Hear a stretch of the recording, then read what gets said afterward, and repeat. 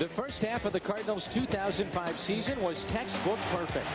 Displaying an aggressive style, the Redbirds raced to a National League best 56 wins. Tonight, the second half begins. One of the hottest teams in the league will come to St. Louis. Houston in town. It's next.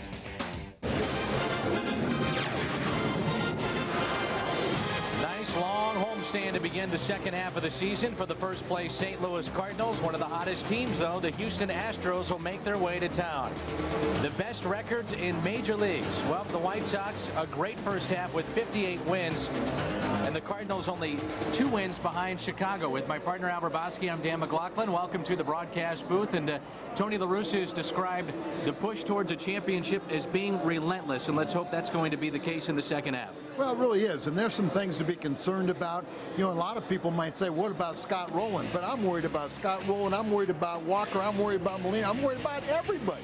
You've got to stay injury-free, and you've got to get good pitching. You know, we've got great pitching and great bullpen work all season long, but that must continue. And you know Tony La Russa is going to harp every single day that you got to push. You got to grind it out. You got to be relentless. You got to play 9 innings hard every day. Well, if you like pitching, you're going to love this series as Houston comes to town. It starts tonight. A pair of left-handers, Andy Pettitte going for the Houston Astros, and for the St. Louis Cardinals, it'll be Mark Mulder, a 10-game winner in the first half. He's coming off a victory last Friday night in San Francisco. Very good outing for him. Pettitte, Mulder. More on that matchup next. FSN Midwest, where Cardinals fans come first. Well, we're expecting a nice big crowd tonight on this Friday night as we get you set for Cardinals baseball here in St. Louis. Of course, Anheuser-Busch right down the street in downtown St. Louis. Al and Dan back with you. A great pitching pairing here tonight. We talk about the lefties. It's Mark Mulder and Andy Pettitte. 2 best in the game, and a little bit different in the fact, if you really think about it, Mulder's pitched about twice as, or half of what Pettitte. But you look at these 2 guys, they're both very, very good. Interesting, 23 complete games, and as I said, almost half as many starts for Mark Mulder. But these guys are very good, and we're looking for a good show. Second winningest left-hander in baseball among active players is Andy Pettitte. Look at that staff of the Cardinals. We'll talk about the wild card next. Introducing the Strawberry And Cardinals game number 1 tonight in downtown St. Louis at Busch Stadium. We welcome you back. Nice to have you along. We know the Cardinals have a wide margin in the Central, but how about the Astros? They have found themselves with a strong push at the end of the first half. Only 4.5 games out in the wild card, tied with the Marlins and the Mets. You have the Phillies 4 back, and the Braves lead it with a record of 50 and 40. That's a look at your wild card standings. A race for the finish. And it begins tonight, game 1 of the second half, when we come back. Baseball on FSN Midwest is brought to you by Smooth Busch Beer and Easy Drinking Busch Light. By Auto Tire. For straight talk and great service, you ought to go to Auto Tire. By Steak and Shake. Real steak, steak burgers, and real milk milkshakes. Served 24 hours a day at Steak and Shake.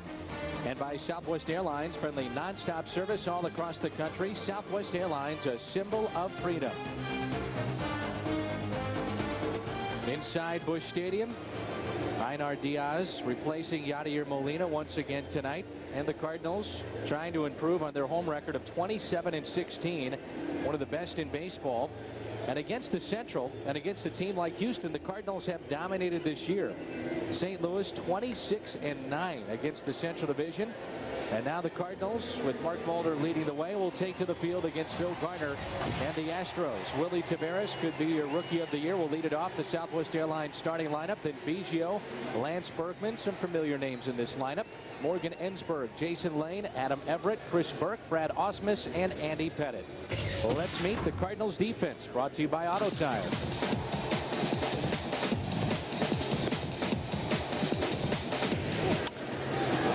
Gets into this one into right center field. And it's caught. Edmonds again out there. Vasquez into shallow right center field. Edmonds a long run. How good was he on that recent road trip? Jim Edmonds out there in center field. And Edmonds this season only one error. The defense brought to you by Auto Tire, and a .994 fielding percentage for Jimmy. Sanders in left, Taguchi is in right. Rolling back in there, banged up at third base. Eckstein, the All-Star, Grudzielanek and Pujols along the infield. And behind the plate, as we mentioned, Einar Diaz. Mark Mulder on the mound for St. Louis. And that's your Auto Tire defense. Mark Mulder, his numbers brought to you by Advance Auto Parts, and he's 2-0 in his last 3 starts, Al. Well, I think he really has a chance to go out and send a message to the Central Division that the Cardinals are not going to relax. Important for him to pitch very well against this ball club. Remember, he had that one great game. He went the distance, 10-inning affair, 1-0 victory against Houston. So let's see if he can build on that. Willie Taveras will lead it off, the center fielder. These fans are ready for some baseball after what seemed like a long layoff, the All-Star break. And why not, with the way that the Cardinals have played from last year to this year, that first half. Albert Pujols enjoying an All-Star appearance once again, his 4th. David Eckstein, Jim Edmonds, Scott Rowland, of course, bowed out. And Mark Mulder was last year's All-Star game starter for the American League. Taveras has put up very good numbers in his first major league season, a speedster, and the numbers are astonishing when you think about what this guy can do with his speed. He is a difference maker at the top of their lineup. 42 infield hits, and he's got 17 bunt singles. That's already set a franchise record with those bunt singles. It's amazing. And 96 hits on the first half, the most by a National League rookie before the All-Star break since Albert Pujols at 101 and Jimmy Rollins 98 in 2001. Pleasant night here at the ballpark. 83 degrees, our game time temperature. Now Rowland backs up just a bit at third. Pujols playing in at first. The outfield is shallow and straight away.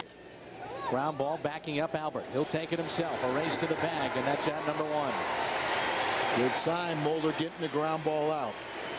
And that was something that we saw last Friday night against San Francisco. He had to leave that game, and we were wondering at the time, as you get a look at Albert at first, why he was lifted from that game. He had a low pitch count, and he turned it over to the bullpen. He had a little tweak in his hamstring, and Cardinals said, why risk it? You know, you're up by double digits. No need to do it on a cool night. Remember, it was 73 pitches through 7 innings, and our speculation was with the break, maybe get the bullpenners a little bit of work. But, and as you say, you know, I mean, after 7 innings and you got a little, you know, hot spot or a little muscle strain, you can only aggravate it. So get some attention to it, and they held on to win it for him. Biggio drills this one into left center field. On the move, Sanders has room. It's going to be Edmonds or Sanders. It's Sanders. Dropped the ball, and they're both hurt, and he's going to circle the bases. Jimmy's down.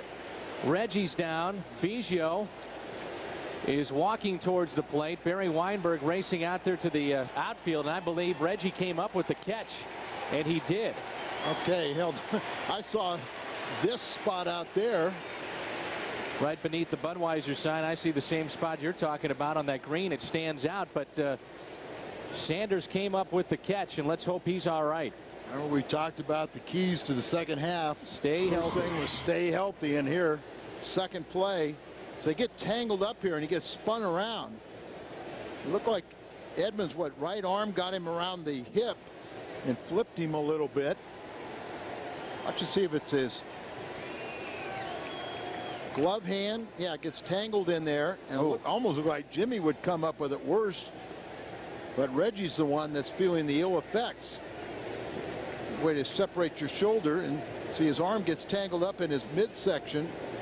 Flip him around, and then does he land hard on that hip? He lands pretty hard on the backside. It's a great catch on the concentration there by the left fielder Reggie Sanders. Just can't imagine the competitive nature of these guys. As you say, you know, that they hold on to balls, they do all kinds of things. You know, they're hurt, they're not feeling well, but the strength in their hands to hold on and not flip that ball out. I just wonder if he got the wind knocked out of him after Edmonds' right arm came across his midsection. And you made the excellent point that the Cardinals are lucky in the fact that Edmonds didn't separate a shoulder or break an arm on that play. Reggie's up, and you know, we talk all the time how that body's pretty solid, but Let's hope it was just the win, but looks like they're going to remove him from the game as they're walking him around the track, and he'll disappear around by the Cardinal bullpen. And as we talk about Sanders and Edmonds, it's Mark Mulder just tossing on the side now with Einar Diaz just to stay loose and warm. Slow walk by Reggie out there on the outfield track. And there's 2 down, and the batter will be Lance Berkman, the switch hitter. A scary moment to start the second half, and let's hope that Reggie's going to be all right. As the fans out there applaud him in the bleachers as he walks by. Jimmy's telling the gang how he ran into Reggie. Now the Cardinals do have Larry Walker on the bench along with John Mabry. Of course, those two could play in the outfield. Walker did not get a start tonight because of the left-hander on the mound. So what they could do is move Taguchi to left and bring Walker into right. Yeah, Walker has a 400 average against Pettit, so that's what it'll be. Taguchi goes to left, Larry to right.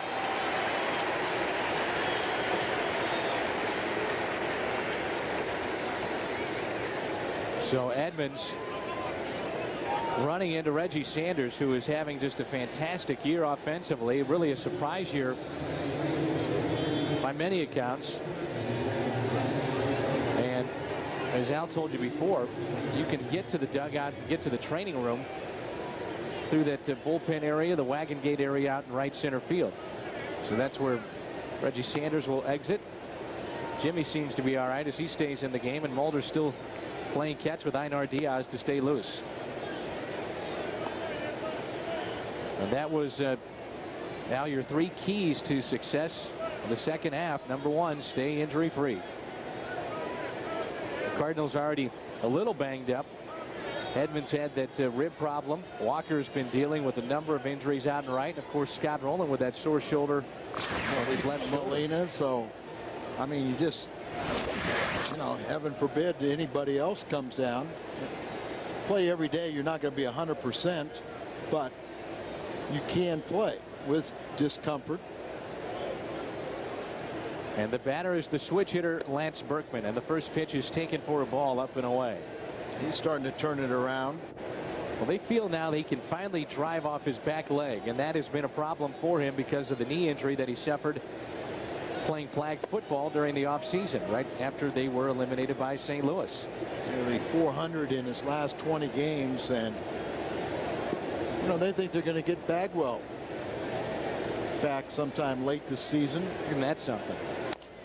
Little chopper hit 2 short.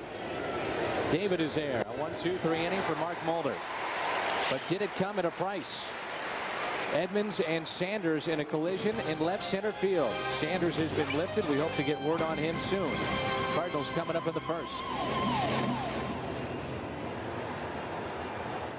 7 games, but the Cardinals eliminated Houston last year in the NLCS to move to the World Series. The Redbirds lineup brought to you by Southwest Airlines. Eckstein, Edmonds, and Pujols here in the first. Then we'll see Larry Walker batting cleanup now instead of Reggie Sanders. And it's Scott Rowland, Mark Grudzielanek, Sho Taguchi, Einar Diaz, and the pitcher Mark Mulder. David Eckstein, fresh off his first appearance in the All-Star game in Detroit against Andy Pettit. He's making his first career appearance starting against the Cardinals here at Busch Stadium. We have seen him make starts as a Yankee at Yankee Stadium and has pitched against St. Louis now in the National League while with the Astros at their ballpark. That one misses just a little bit outside. It's 2 balls and no strikes. Andy defeated the Cardinals in that first series in Houston this year. 2-0 pitch to David Eckstein. A little low, and it's 3-0. He's also trying to stop a Cardinals 7-game winning streak against the Astros here in this ballpark. Andy Pettit has just some amazing numbers in his career. And that's a high strike on David Eckstein, but most of that has been done while wearing the pinstripes of that Yankees uniform, and it's been a struggle in the National League because of his health. The 3-1 pitch. Now with 2 strikes, Eckstein, one of the best in the game at going to work. He walks very few, gives up very few home runs.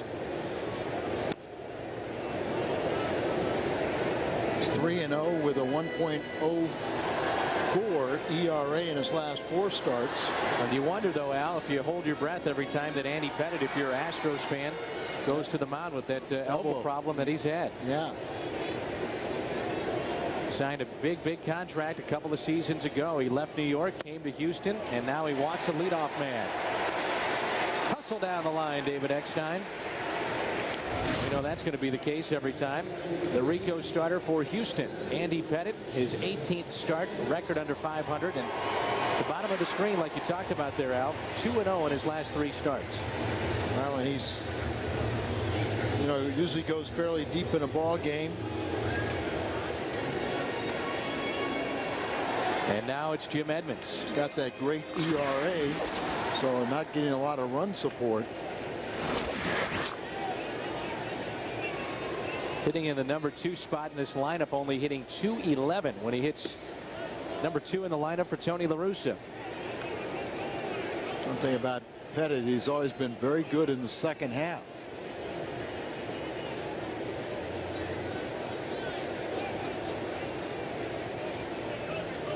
Comes a 1-0 pitch.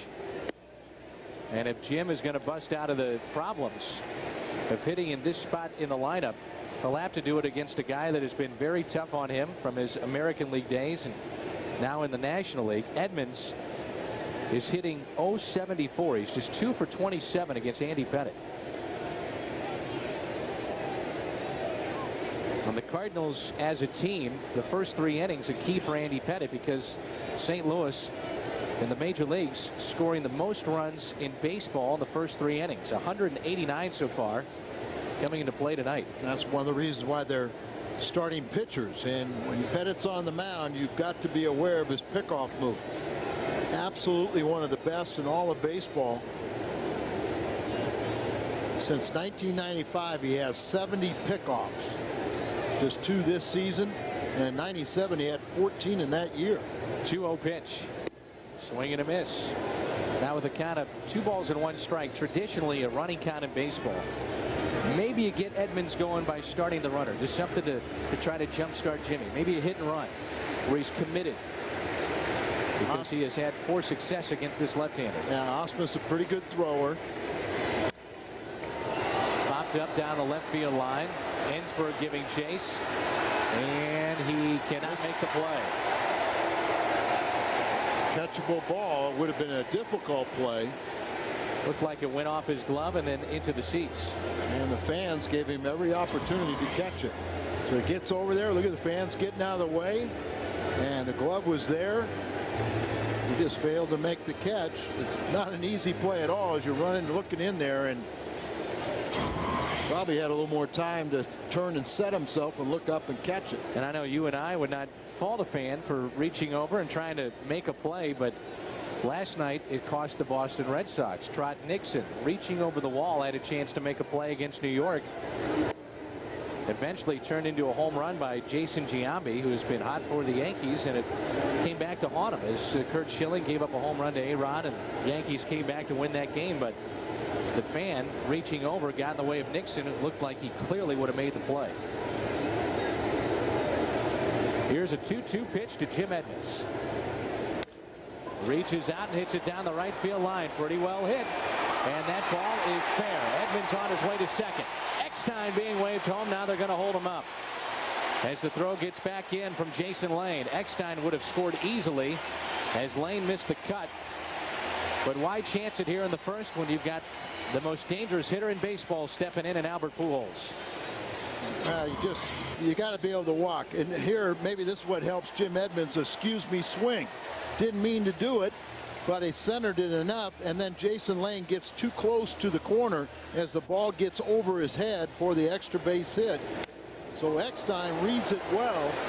Now he sees it's down. He's off to the races. He's anticipating scoring as he should, but at the last second was held up by Oquendo because you don't want to get somebody thrown out of there with Albert coming up. Pujols hitting .337, 22 homers, 69 RBIs. He's in the top 5 of every category, going for the Triple Crown. Derek Lee had a couple of hits today for Chicago as the Cubs pounded the Pirates 11-1 at Wrigley.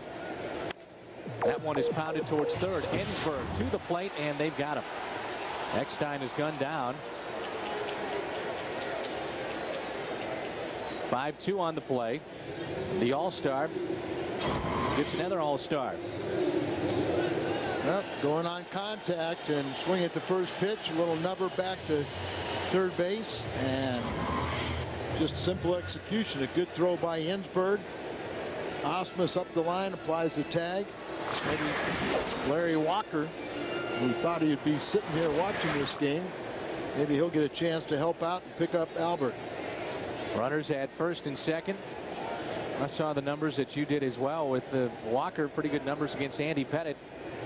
Little surprised he didn't get the start in right. Maybe sit Jim Edmonds tonight. Yeah, 2 for 5 with a home run against Pettit.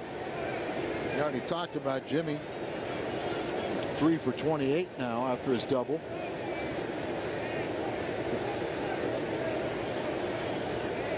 Pujols at first, Edmonds at second. And a grounder towards the middle, taken by the slick fielder Adam Everett. Nice play. Jim doesn't know the outs. And Edmonds is caught up between third and home plate. And the Cardinals run themselves out of an inning.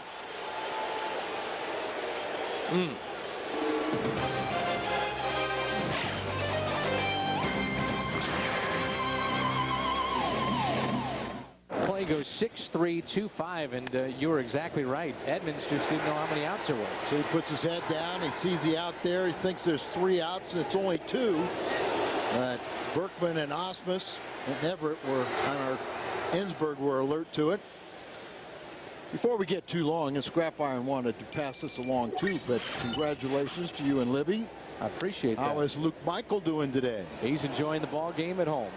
You got a chance to check out the All-Star game on Tuesday. He was born before the All-Star game. It was kind of him. That was kind of him. Yeah. So, I mean, 6 you can't pounds, plan 12 ounces? No. Yeah, you can't plan it any better. All-Star break, he comes along and we watch the All-Star game. Doesn't get any better than that. I thought I had it planned a little better, but then I understood that the doctors weren't going to cooperate and deliver on Saturday or Sunday. No. Saturday night or Sunday. Those guys. It's great, though. And it took a doctor to tell me that. I understand. Ensberg with a leadoff hit here in the second.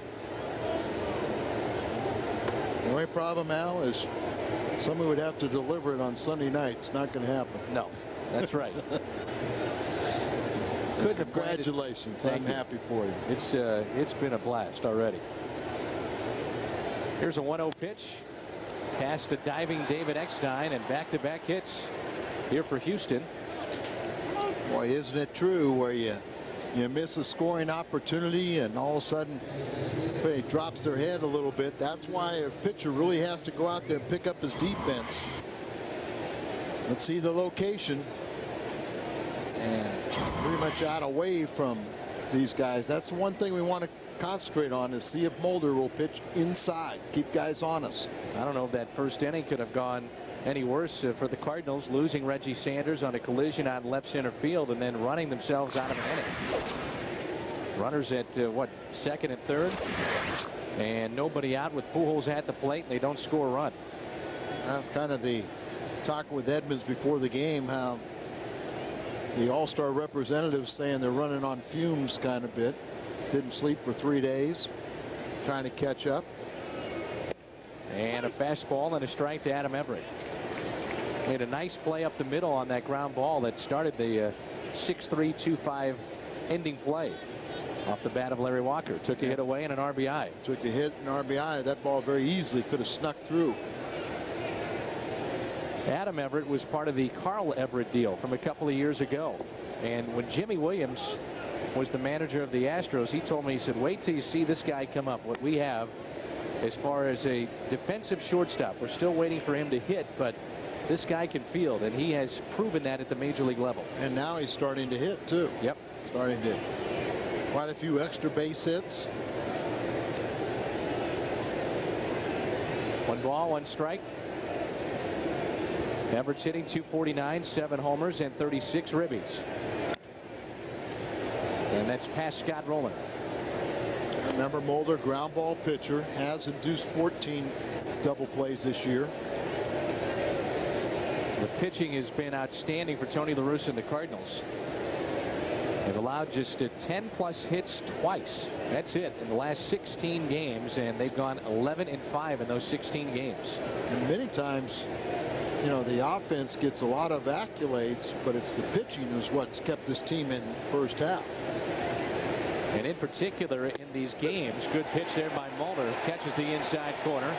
Much needed strikeout of Adam Everett. Cardinals are 6-2 against Houston, and the difference in ERA is astonishing. The starters ERA, it's at 8 for Houston, and for the Cardinals 3.22, and that's a big difference in this series. The figurine day coming up. That catch right there, left portion of your screen, and there you see the figurine. It's coming up, and that will be the Coca-Cola and Krieger's Day, and that'll be on July 17th. So this Sunday, a figurine to commemorate the great play from a season ago. He needed a double play. He's going to get it. Grizzolani takes it himself. Cardinals get out of a jam. Double play turned by Mark Grizzolani. Bottom of the second coming up, and there's no score. Straight opening day starts for Craig Biggio in Houston. He's playing second base. The auto tire defense for the Astros. Berg, Taveras, and Lane in the outfield. Ensberg, Everett, along with Biggio and Berkman on the infield. Ausmus, he's been around for a long time for Houston behind the plate. And that's your auto tire defense. As Andy Pettitte goes back to work, it'll be Scott Rowland to lead it off for the Cardinals. And he looks at a strike. It'll be Rowland, Grizzolani, and so Taguchi. Scott made the decision not to head to the All-Star game. The tee caught up with him. Soreness in that shoulder. They want to be ready to roll for the second half. I'm a little surprised that the Cardinals just didn't say with this lead, take the time off at the start of the second half. Get yourself close to being 100%. But Rowland wants to be out there every day. And Tony was saying, Rowland at 80%, we'll take him. Yeah, I didn't because like of the defense. That swing right there didn't look like it was going to be helpful. Watch this swing and how awkward he looks. And that one right there looks like he re-injured the shoulder. 1-2 pitch. And a strikeout for Pettitte, his first of the night. And try and go up and in on him as much as possible. Hard stuff, but up and in. And it brings in Grizzolani, who saw his average dip to 278. The better part of the first half, Grizzolani was near 330. Then he really went into a tailspin, and now he's hitting 278. Had a single on Saturday. He was 0 for 15. Did have hits in his last 2 games. How focused Andy Pettitte looks on the mound. He gets behind his glove, similar to his buddy Roger Clemens, who will pitch in Game 3 of this series against Chris Carpenter. Stares in to get his sign, and Grizzolani hits it high in the air. Will it carry out? It's back, and it's gone. His 5th home run. Cardinals on top. They strike first, and it's 1-0. His last home run was on June 22nd. So not only has the average been dipping, but those power numbers been a long time since a home run. So maybe that's a good thing. Maybe the All-Star break happened at the right time for Grizzolani. Another pitch up. A lot of Pettitte's pitches have been up.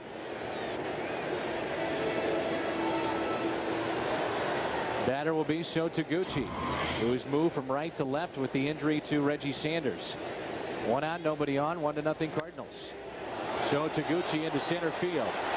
Taveras going back in front of the track, and he makes the play. That's out number 2 as Grizzolani talking with his double play combination partner David Eckstein on his home run to left. And just 5 hits in the month of July. So maybe a good start in the second half off a tough pitcher. That was only the 8th home run that Pettitte has allowed this year. And the batter is Einar Diaz, still looking for his first home run. 11 RBIs and a 226 average. And you wonder about how many games we're going to watch him play to start this second half with the injury to Yadier Molina. Into right center, Taveras now has to back up, and he makes the play. Cardinals strike first with the home run from Mark Grizzolani, his 5th home run, his 30th RBI. 1-0 St. Louis as we head to the 3rd.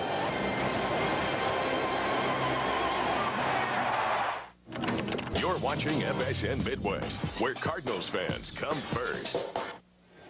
This day in baseball history is brought to you by Schnucks. Mark Rudzelanek has given the Cardinals a 1-0 lead. Mike Shannon was born. Our good buddy Mike Shannon.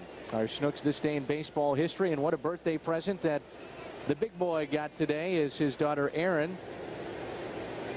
had twins. Twins, yeah. Knew she was expecting twins, so I was hoping that was the case. That's great. Congratulations, Michael. Our Schnucks this day in baseball history.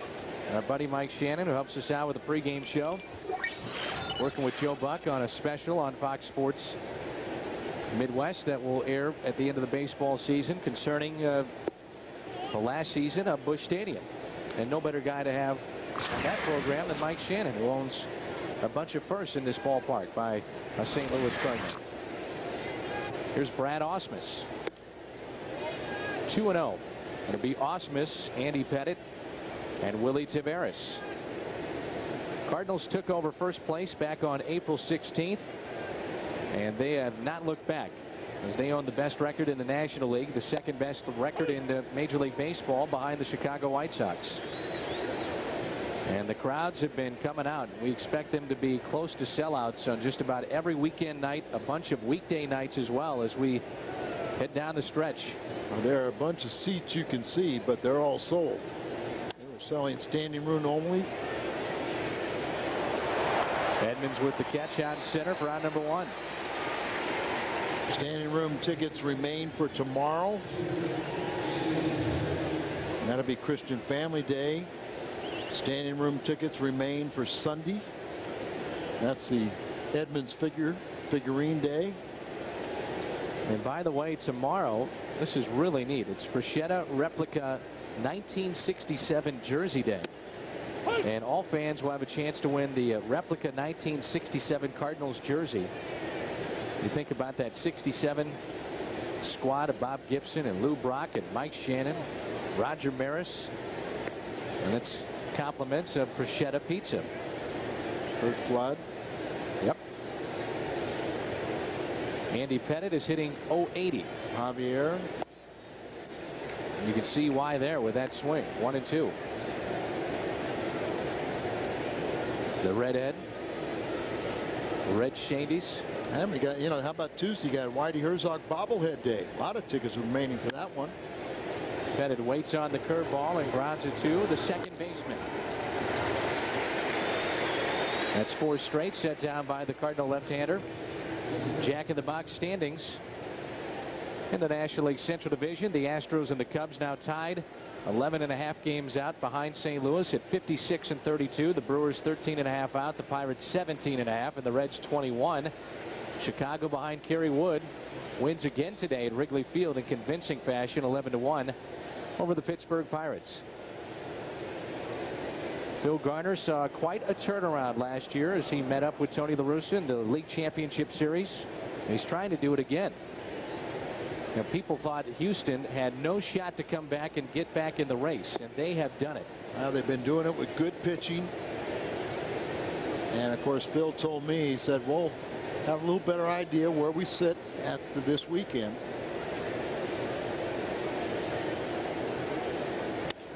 And a ground ball and a backhanded play by Pujols. A race to the bag. He slides for it, and he got him. Boy, Taveras can get down the line, as Pujols just found out. Albert's 0 for 2. And coming up, the Cardinals have Mulder, Eckstein, and Edmonds. 2 up for St. Louis. Cardinals on top, 1-0. Mark Rudzelanek with a home run to make it 1-0. That's our scores. We head to the bottom of the 3rd. Mulder will lead it off for St. Louis. Then we'll see the top of the order and David Eckstein and Jim Edmonds.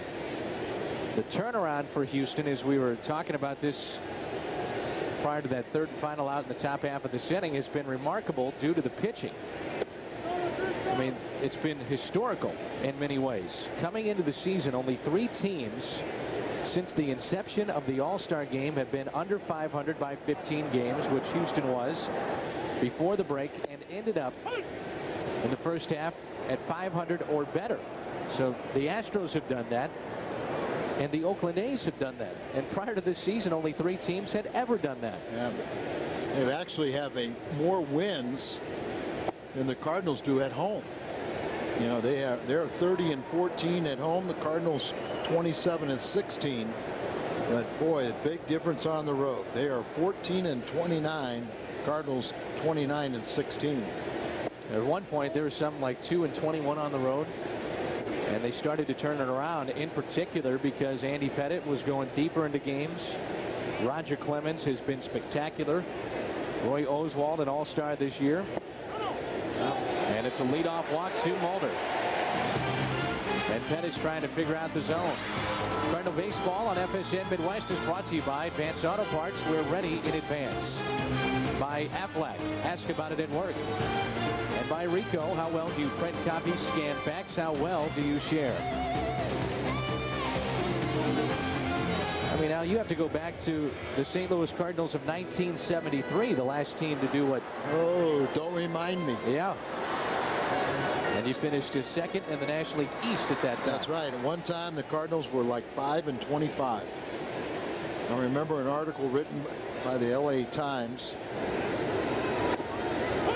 The columnist said that the Jim Bibby, who had a brother who was playing for UCLA basketball team, said Jim Bibby was the starting pitcher for the Cardinals, and it was rumored that he was throwing the ball borrowed from his brother's sport.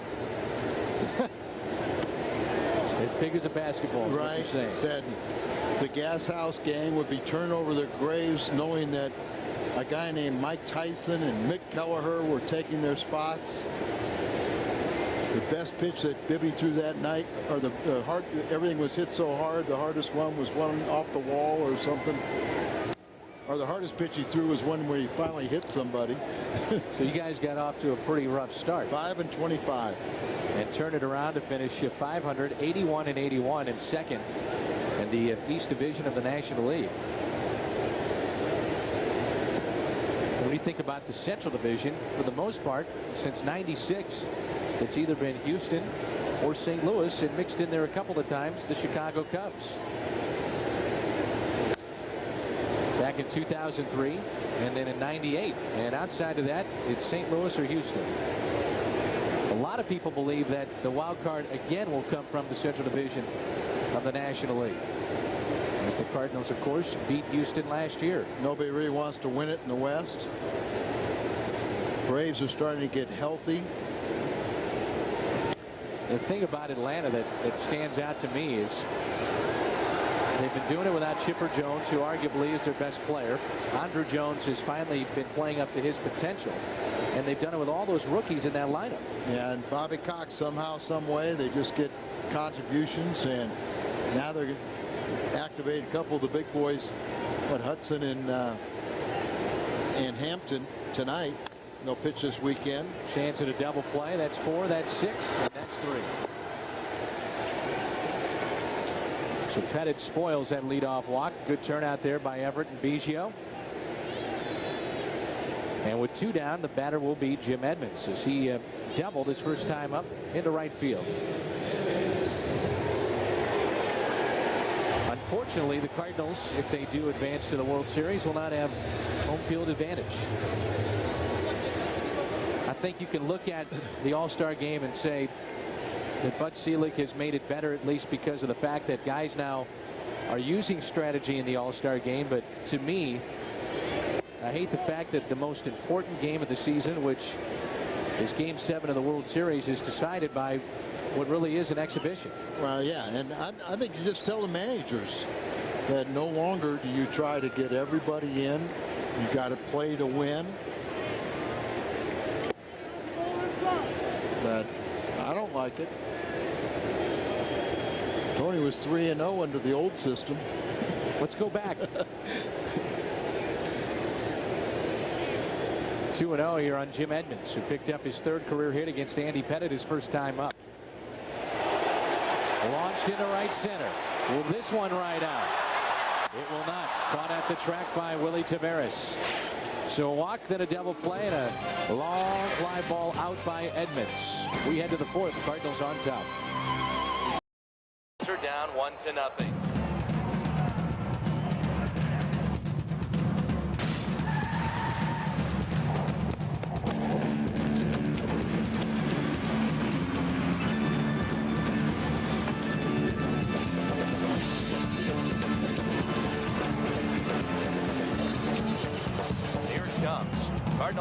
want no part of that one.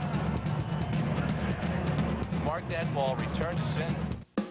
Cardinals take on the Brewers. Good seats available for this promotional night. A limited edition bobblehead, courtesy of tickets.com. And the Cardinals, it's the Whitey Herzog bobblehead. That'll be next Tuesday. And we'd like to see you here at the ballpark for the Whitey Herzog bobblehead night, Tuesday, July 19th. Now, we do have an update on Reggie Sanders, and if you're just joining us, it was a collision by Reggie in left and Edmonds in center. They met on a fly ball off the bat of Biggio back in the first into left center field. It's a left rib contusion, and they did take an x-ray. No broken bones. That's hit foul and pulled by Biggio, and a slight right ankle sprain. So a couple things on this play: the left rib contusion and the right ankle sprain. Let's take a look. Edmonds' right arm hooks him in the ribs, flips him, and there's the ankle sprain. But all things considered, it's probably not that bad. Jimmy's been able to stay in the game. Reggie was replaced. Jimmy's 1 for 2. 1-2 the count on Biggio. With a gap. With a gap. Biggio, Berkman, and Ensberg for the Astros here in the fourth as Craig Biggio just keeps on churning.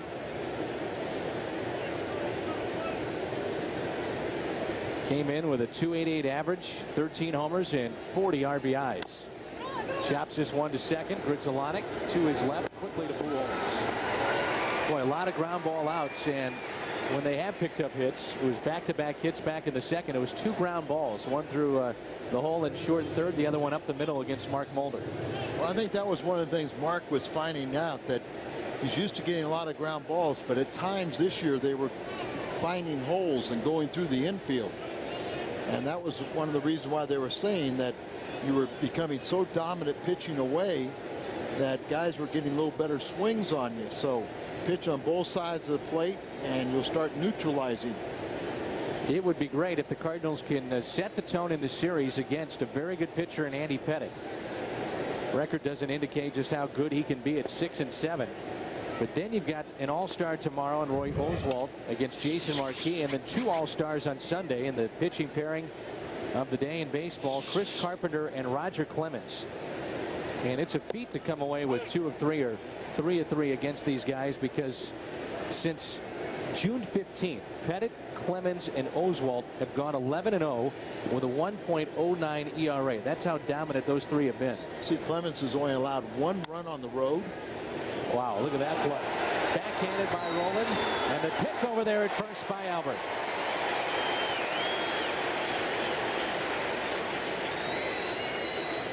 I mean, we pull for the Cardinals, want to see them do well, but it is a treat as a baseball fan to watch, of course, this guy on a nightly basis and Roger Clemens. I mean, watching Roger Clemens at the age of 42 doing what he's doing is just simply amazing. Absolutely. And once again, you see those soft hands of Albert Pujols that Scotty doesn't want to challenge him that way by throwing a ball in the dirt. But if he does, he knows he's equal to the task. Here's Morgan Ensberg. What a year he's put together. I think when you're talking about the resurgence, not only is it Pettitte, but Ensberg now is becoming that offensive threat. Berkman's coming back, giving them a lift, because their offense is nowhere near as potent as it was a year ago. Take out Bagwell, you take away Beltran. Morgan Ensberg was the late replacement for Scott Rowland. He said he was about 10 minutes away from getting on a plane and heading to Lake Tahoe. He got a call from his GM and said, better switch your plans and head to Detroit. Went 0 for 2 in the game. 292 average, 24 home runs, 65 RBIs. I mean, those are just off his pace of all of last year. It's been on again, off again for Ensberg. 2 years ago he was great. Last year he struggled. This year he's great. And he had 10 home runs and 66 RBIs a year ago. And then I think he had, what, 25 home runs 2 years ago. All 3 first half home runs in 2004 came in a 3-game series against Texas. Drills this one down that left field line and into the corner. Over to get it is Shotaguchi. Ensberg on his way to second base, diving in head first. 2-out double. That snaps a string of 7 straight. Set down by Mark Mulder. And Ensberg is 2 for 2. Breaking ball coming down and into him, and you holds those hands high, so you think you could get in on him, but he comes back, he gets him set, and he's still, that ball's out enough away from him where he gets that good fluid swing. So chance to tie it up here for the right fielder Jason Lane. He's 1 for 1, a single between short and third, his first time up. Fastball on the outside corner, and strike 1.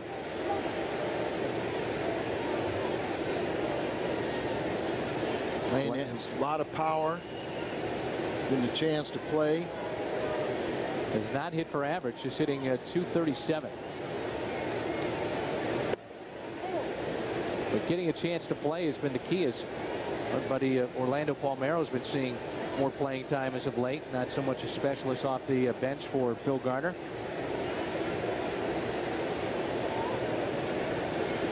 See, Jimmy is shallow in center. Outfield is straight away. Here's a 1-1.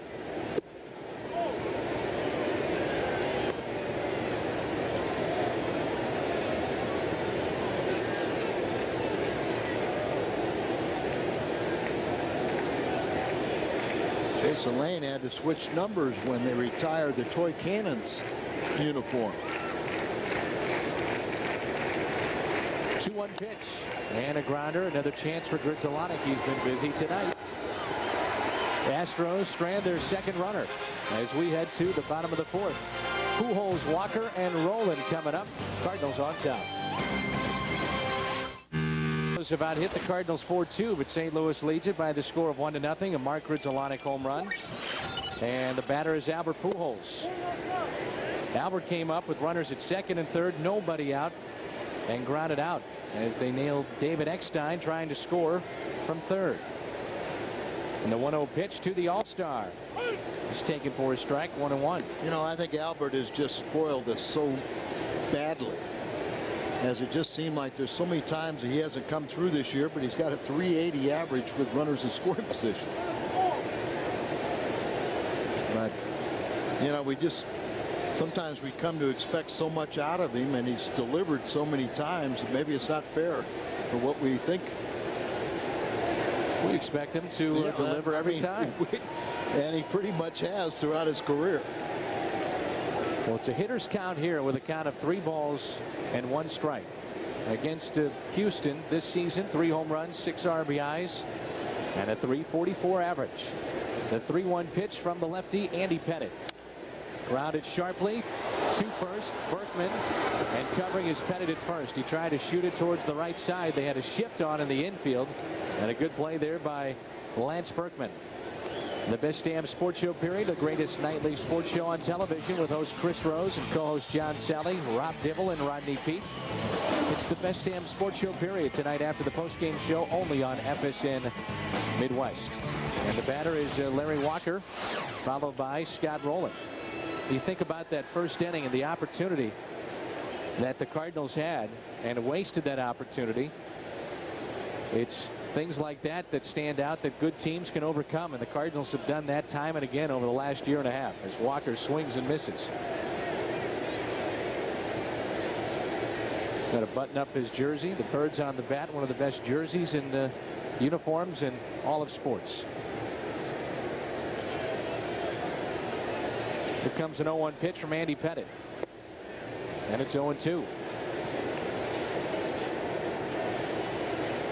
I still believe that even though a lot of people think that the Cardinals need to go out and get an outfielder, if this guy is healthy, he's your best bet in right field. He will rise to the occasion in what very well could be his final season in the major leagues. Yeah, and I think there's no need to do anything. And definitely you don't want to go out and overpay for something. Now, Adam Dunn's a big name that's out there, but Cincinnati's asking for a ton.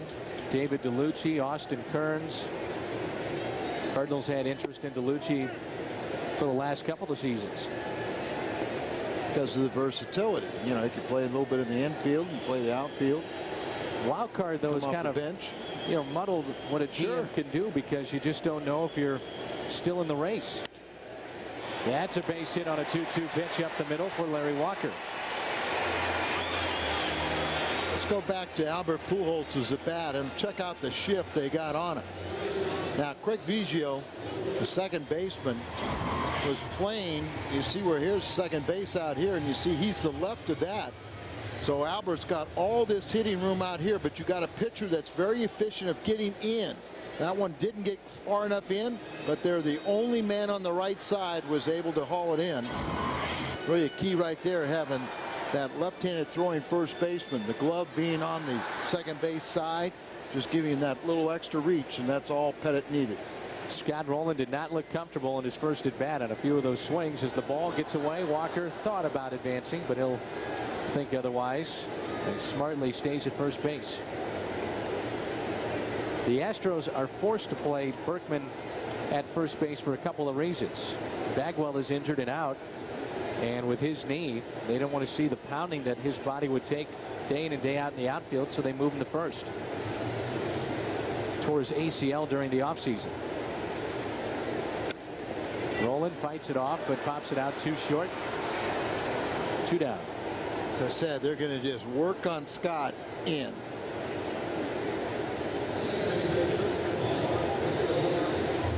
And here has been the difference in the game. Mark Grudzielanek, his 5th home run. It was his first home run off a left-hander, but he is batting over 300 against southpaws. Talked about how these two are two of the hottest teams in baseball. The Cardinals finished the first half winners of 6 of 8, and the Astros won 7 of their last 8. A chopper to Biggio. Over to first. The Cardinals are done. We played 4 here in St. Louis. 1-0. Cardinals on top. You're watching FSN Midwest, where Cardinals fans come first. Cardinals on top 1-0. Let's go back to the at bat by Scott Rowland, the pitch by pitch feature brought to you by your Mid-America Chevrolet dealers. This is the first one to strike him out going up and in. Got a sore shoulder, so you're going to kind of affect that. And then they got the cutter coming in on him, and just another jam shot. Anytime they're going to try and throw hard stuff up, but it's going to be in. These two lefties are dealing tonight. Mark Mulder, Andy Pettit, 2 of the winningest left-handers in baseball. And since 2000, only Randy Johnson has more wins than these two. Randy Johnson has 95 as that one is hit into shallow center field. Edmonds will take it. Mulder is second with 91. And Andy Pettit, despite missing all that time with the injury, he's still in the top 5 with 80. Tom Glavine's up there with 81. And how about Jamie Moyer, the ageless wonder of the Seattle Mariners? Hasn't had a great season this year, but Moyer with 82. There's another guy that could be handled, and probably had. Yankees decided to let him get away, and he thought about maybe Boston, who offered a bundle of money, but decided to come home, be with his family in Houston. Roger Clemens then would join him, and the rest is history. Curveball misses outside to Chris Burke, one of their top prospects from a year ago. Yeah, he was supposed to be much better than, say, Tavares, but Tavares is doing it.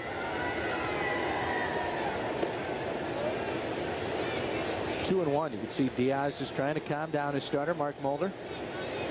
Burke, a guy that came through the ranks as a second baseman, but playing left field now in the major leagues. Gets a fastball and fouls it away. Not much power.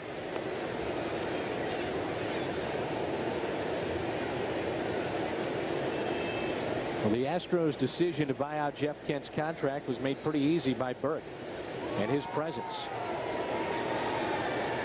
It's considered an asset defensively. Mulder has to pounce on it. Bare hands, throws to first, not in time. Infield hit for Chris Burke. He's 1 for 2. He's also hit into a double play. And that'll bring in Brad Ausmus, always a double play candidate.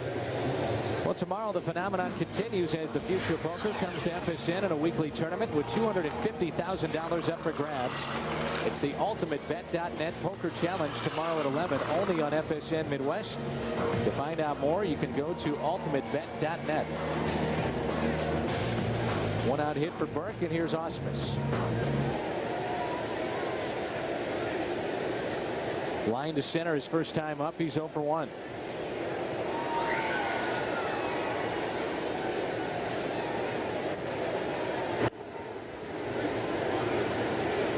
Burke has 8 stolen bases on the year.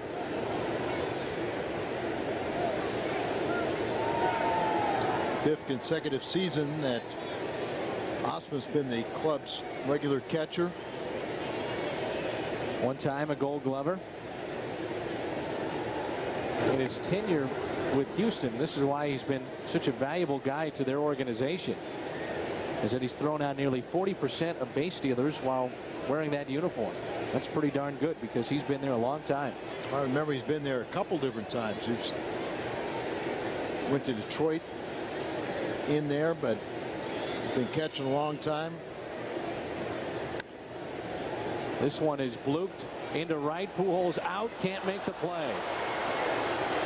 So an infield swinging bunt hit by Burke, and now that little bloop by Ausmus. We've not seen very many hard hit balls by Houston tonight. They've got 5 hits to show for it. Good effort there by Albert. Yeah, he's holding the runner on, so he restricts his movement going back. You see the good hustle. Good running play by Burke there. You know, they could only advance 90 feet, and you better scramble to get there quickly. Now, Andy Pettitte is hitting .077, but he can handle himself at the plate with a sacrifice situation. He's got 10 sacrifices this year. And the Astros have runners at first and second. Ausmus at first, Burke at second with his good speed, and a chance for Houston to tie it up or take the lead here in their half of the 5th. A lot of times we've talked about umpiring rotations. Sometimes that guy with a ball down the right field line, that first base umpire will take off. Watch the crew chief, Tim McClellan, the first base umpire. On this little flare, he tells the home plate umpire, you don't need to come to first base. It's not going to be hit that far where I can still control first and make a ruling of the play. Tim McClellan's been going at it for a long time. Chuck Merriweather said thank you. I didn't need to run to first anyway. Tim McClellan, part of the Pine Tar incident with George Brett. He was also part of the cork bat a couple of years ago with Sammy Sosa at Wrigley Field. He picked it up, no hesitation, looked at the bat, and he said, it's corked. There's no doubt about it. Count of 1 ball, 1 strike on Andy Pettitte. Rounded out to second his first time up. When it cracks the right spot and you see the drilled out hole and you see the cork in there packed into it, it's not hard to tell. Or like Nettles one time in Detroit,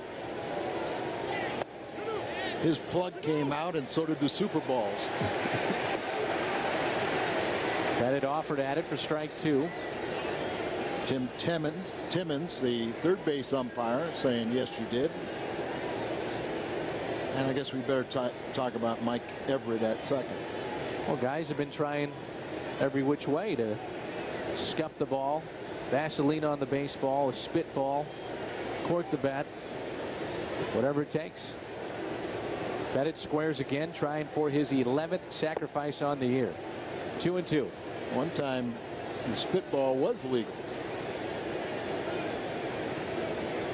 And I saw Ted Simmons have a home run taken away, where he hit a home run in San Diego, and as soon as he hit the home run, the catcher showed the umpire the bat. And Ted didn't realize that you could not groove the bat, but they waited until he did something positive. And he offered at it. Strikeout number 2 tonight. Looked like to be a tough pitch to bunt on, in on his hands a little bit, locked him up. Well, but you see him stabbing at it too. You know, he's tall, and so it's hard for him to flex those knees and get into bunting position. I guess for Pettitte, it was easier as a pitcher to get him out low than to go up the ladder with him. But for a guy that is pretty good at bunting, didn't look good in that attempt. Tavares twice has grounded out to Albert Pujols, who took it unassisted. 0 for 2 tonight. He puts pressure on the defense for that great speed. Very well could be the Rookie of the Year in the National League. Leads in a lot of categories offensively. And they have not been disappointed with his defense. They feel he doesn't take the best routes to catch the balls, but he makes up for it with his speed, and he makes the plays. Leads all rookies in hits, runs scored, at-bats, games, singles, stolen bases, and total bases. Nothing in 1 to count. Little tapper. Here's that pressure that you talk about. Don't even try to throw. Another infield hit by Taveras, and those are piling up here in this rookie campaign for the center fielder of the Houston Astros. I mean, there was no chance here for Mark Mulder. It's his 43rd infield hit. 17 and 1 to bunt singles, and this basically a swinging bunt. He just takes off running, and Mulder did the right thing and just picking it up, putting it in his pocket. And Mulder's thinking, what do I have to do to get these guys out? 2 infield hits and a bloop single just in this inning alone, and we still have not really seen a hard hit ball against Mulder tonight. And Biggio's the kind of guy that he make a mistake even at his age. In the last 7 games, he's hit just under 350 with 3 home runs and 6 RBIs. So, and he still runs well enough to put pressure on you too. Putting together a Hall of Fame career. Like I said before, still going strong, and one of the things that motivates Craig Biggio is the quest for 3,000. Rafael Palmeiro is just 1 hit away from 3,000. 7-time All-Star. I said it before earlier this season. If Ryan Sandberg is in, then he's a lock. Biggio should be in. 4th player in Major League history to reach all the following milestones: 400 stolen bases, 225 home runs, 500 doubles, 1,500 runs scored, 1,000 walks, 2,500 hits, and he's looking for 20. He's got 2,730 hits now. And the ball gets away, and this game will be tied. A wild pitch charge to Mulder, and it's a 1-1 game. So 2 infield hits, a bloop hit. We're tied at 1. How about small ball and manufacture a run? And he just throws that one right in the dirt, right at the feet of the batter. Tough play for Diaz. He tried to go to his left, but didn't have any weight shift. He just tried to stab at it, hopped over his glove, and we're tied 1-1. Chance here for Biggio to go hammering. 2 balls and no strikes. And now it's 3-0. First base is open, but the dangerous Lance Berkman is on deck. Another thing that stands out about Biggio's career, starting as a catcher, second base, he's played center, he has played left. And you've never heard a complaint from Craig Biggio.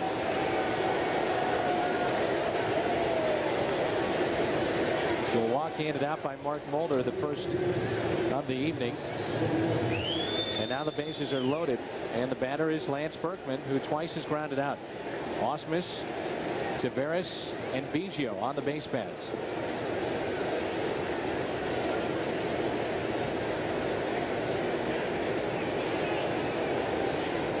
Three grand slams in his career. Only 6 home runs this season. He's been hitting slightly better from this side of the plate. But historically in his career, his power has come from the other side, from the left side. Last year he had 30 home runs, 106 RBIs. He's had 3 30 home run seasons already. Mentioned the power and the good numbers that he has had. 100 runs for the 3rd time in 4 years. He hit .316 last year.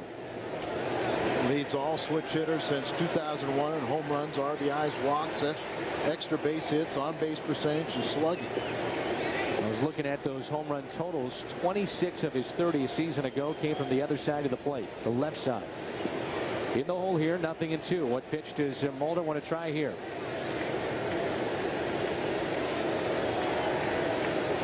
Crowd comes alive a bit. The bases are loaded. Pitch in the dirt. 1 ball and 2 strikes. Lucky Diaz stabbed that one. And we get spoiled after all the years of Mike Matheny getting in front, blocking balls, putting his body in front of those balls to keep him in front. Now we were spoiled because he's the best in the game. And now Dave Ricketts is no longer in the Cardinal organization, who taught all that blocking technique. And one of the best guys you ever meet. 2-2. Crowd didn't like it, but it looked like it was a little bit outside. Trot Nixon with a grand slam as Boston is pounding the Yankees 12-1. Only final is from the afternoon game at Wrigley. Cubs over Pittsburgh by the score of 11-1. Count of 2 balls, 2 strikes. It's lined into center, should be caught. Edmonds is there. Houston strands the bases loaded, but on a wild pitch they get on the boards. It's tied at 1-1. Kids charity fund. Our good friends at Sun Trip, they'll donate $100 for every Cardinals home run. 98 home runs this season for the Redbirds. Another one added tonight by Mark Grudzielanek. He made it 1-0 with his 5th home run. The Astros have tied it up. It's 1-1. Cardinals have been out hit 6-3. Our buddy Skip Irwin just passed a note to us about Joe Cunningham, our first minor league manager. Smokey Joe, underwent a quadruple bypass surgery 1 week ago, resting comfortably at home. And Joe, I didn't know. I would have called you on that one, but hope you're doing well and get back to the ballpark. Get back to the elementary school program with Redbird. 0-2 on Sotoguchi. You and Mr. Cunningham are busy along with Fred Bird in that school program. Andy Bennis does it too. Look at that. Very good. 49 total pitches by Pettit. We're only in the 5th. Trying to go inside on an 0-2 pitch. It's in the dirt. It's 1-2. These guys have that hard cutter. Breaking ball comes in on the right-handed batters, inducing a lot of ground balls. They just pound it into the dirt.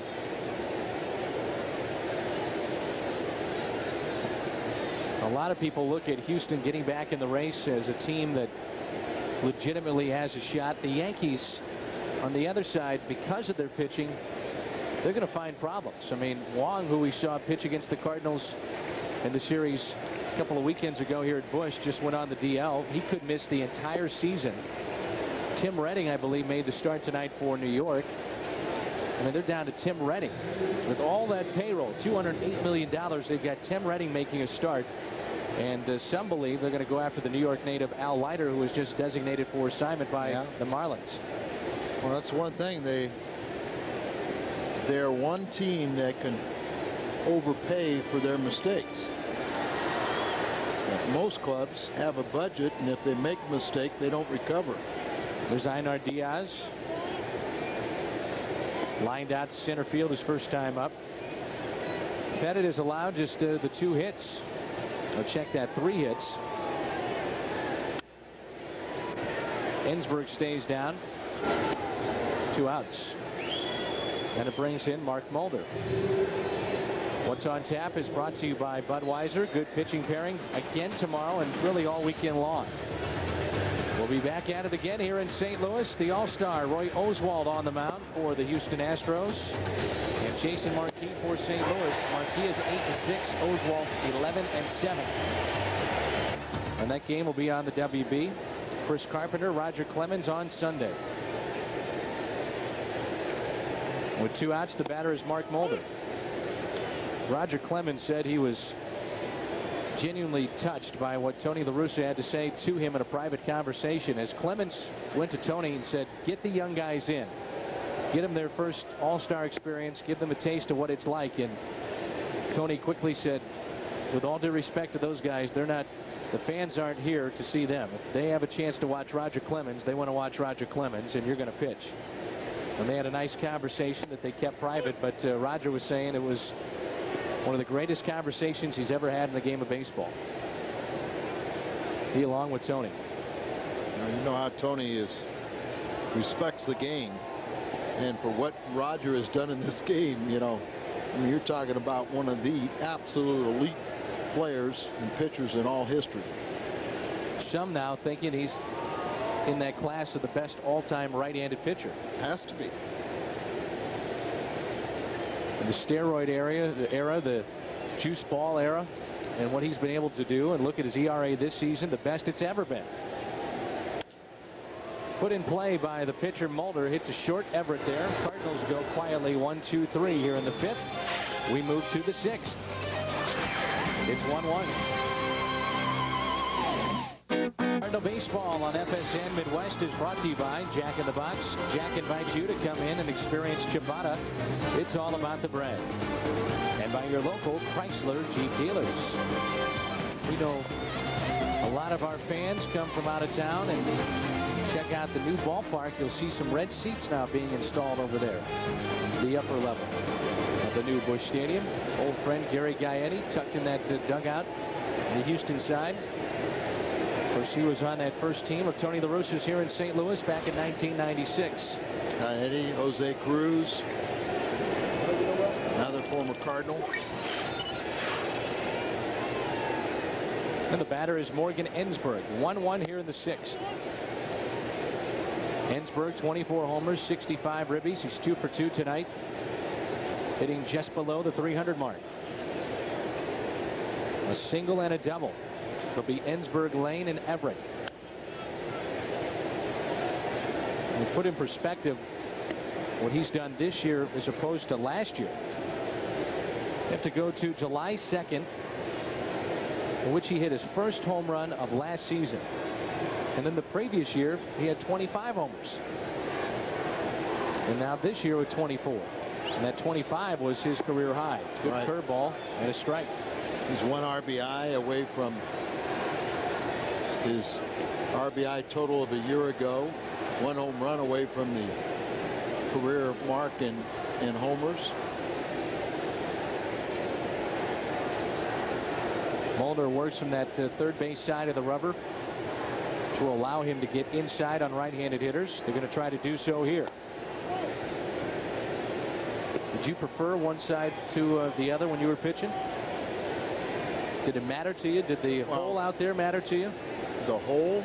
Where a guy is planting? No, I mean, you just had to work around it. But I mean, I was dominant in to a lefty, away to a right-hander. Taken by David Eckstein.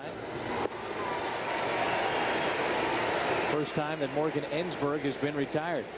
Hot pitch of the game is brought to you by Hardee's. Let's take a look at the curveball from Mark Mulder. Big, slow curveball. Changes the tempo right there. Tried to hold up on it. Couldn't.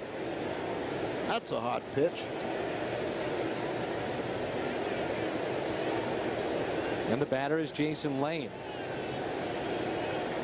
Lane primarily used off the bench a season ago in 107 games last year out of USC. Mulder slings it over to Pujols for out number 2. You can make a case that the best game that was pitched this season was from Mark Mulder. Chris Carpenter might argue that fact when he faced one over the minimum against Toronto, but 10 innings by Mulder against Houston and Roger Clemens on Saturday afternoon, and that was a gem here at Busch. Pick either one of them, you couldn't go too wrong. First Cardinal pitcher to do that since Jose De Leon did it back in 1989. A 2-out base hit by Adam Everett. First time he's been aboard. He's 1 for 3. And it brings in Chris Burke, who scored on a wild pitch after he singled on an infield hit. He's 1 for 2. He's also hit into a double play. We were talking about how this guy was to be the second baseman of the future for Houston. Played in the Futures game back in 2003, and the managers of the Pacific Coast League last year voted him the best second baseman all around, offensively and defensively. First round pick, 2001 out of Tennessee. And he's a guy that broke many of Todd Helton's records in college.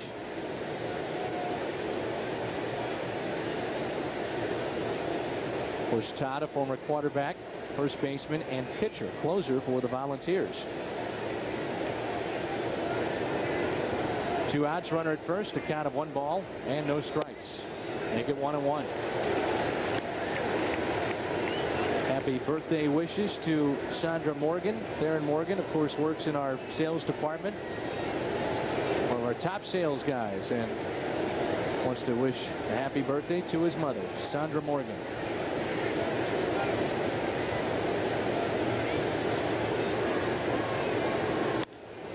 And the ground ball, getting that right-handed batter to reach. Force play at second. 6-4 on the putout. And the Cardinals have the top of the order coming up. And David Eckstein, Jim Edmonds, and Albert Pujols are locked up at 1-1. Well, Cardinal fans, don't forget you can join Andy Bennis and Fred Bird for Cardinals Crew. It'll be Saturday, tomorrow, as a matter of fact, 6 o'clock. This edition of features All-Stars Chris Carpenter and David Eckstein. Cardinals Crew with Andy Bennis tomorrow at 6. Only on FSN Midwest. As Andy Pettitte goes back to work, the Cardinals half of the 6th inning. The pitchers duel tonight. We're tied up at 1. Pettitte and Mulder. Eckstein, Edmonds, and Pujols for St. Louis. Lone run tonight for the Cardinals. A solo home run by Mark Grudzielanek. And if you're just joining us, that was his 5th of the season. The Cardinals back in the first wasted a golden opportunity. They had runners at second and third as Eckstein pops this one up in foul territory, taken there by Berkman. Second and third in the first. You don't get many of these opportunities against Pettitte. And they could not bring a run home. And you wonder if they cannot win this game, if that inning will come back to haunt them. Also in that inning, this big crowd witnessed the collision of Reggie Sanders and the man at the plate, Jim Edmonds. Sanders left the game and everything seems to be all right.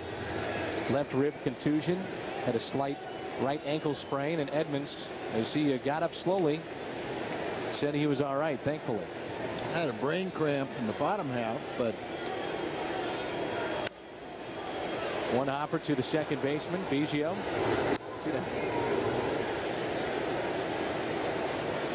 One more reminder about the Jim Edmonds figurine day. The Game 7 catch will live forever in your figurine. Al's got one lined up. Cardinals and Astros 1:15 this Sunday. The Edmonds figurine, the game-saving catch. You wonder what would have happened in that game if he doesn't make that catch. And there are tickets remaining. Standing room tickets remain for Sunday. Brewers come in town next week. We got plenty of seats on Monday. Tuesday there's even more, and that's Whitey Herzog bobblehead night. And the best is going to be Thursday afternoon. The biggest crowd of that Milwaukee, a 1:10 start on Thursday. Flash bulbs popping with Pujols at the plate. 1 ball, 1 strike. And tomorrow, 200 fans have a chance at the Frechetta replica 1967 jersey. Compliments of Frechetta Pizza. Big crowd expected tomorrow. Get here early. 1 ball, 1 strike on Albert Pujols. Albert quiet tonight. 0 for 2.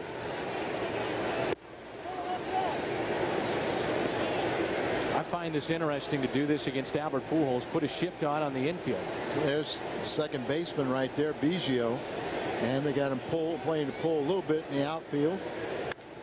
And he pulls it right to the third baseman. Hey guys, that's 3 outs. Ensberg wasn't sure. I'm proud. Midwest, where Cardinals fans come first. We're tied up at 1-1 as we head to the 7th. If you'd like to win Cardinals tickets and participate in the Southwest Airlines Family of the Game promotion during a Cardinals home game, here's your chance. Send your name, address, and phone number to Southwest Airlines Family of the Game, P.O. Box 771192. St. Louis, Missouri 63177. Good luck from Southwest Airlines. Rather muggy night here in St. Louis. The haze has dropped over the ballpark. The rain, though, has stayed away. We had some showers this afternoon, but it has stayed away for tonight's game thus far. Mulder back to work in the first pitch of ball to Brad Ausmus. And Brad is 1 for 2. He's flied out to center. He is singled. Andy Pettitte on deck, and then Willie Taveras. And he's got a bug in his ear. He's got to notice those things. A few years ago, he had bugs that distracted Barry Bonds in left, and he hit one a mile in that game, but then gave one up. It went off his glove. Right. And it went over the wall. And Bonds came out today in an interview with MLB and said that he may not be back this season. I don't know if you heard that JT Snow, the first baseman of the Giants, came out and said he does not. He's on record as saying he does not expect Bonds to be back at all. I was talking with some of the broadcasters, and they gave me that indication also, that he will not be back. And it wasn't necessarily only because of the knee. Josh is all right down there. Yeah, Josh is okay, as you watch right there, but Jamie Offenberg, he was scared to death right behind him. Look at him. Look at Jamie right there.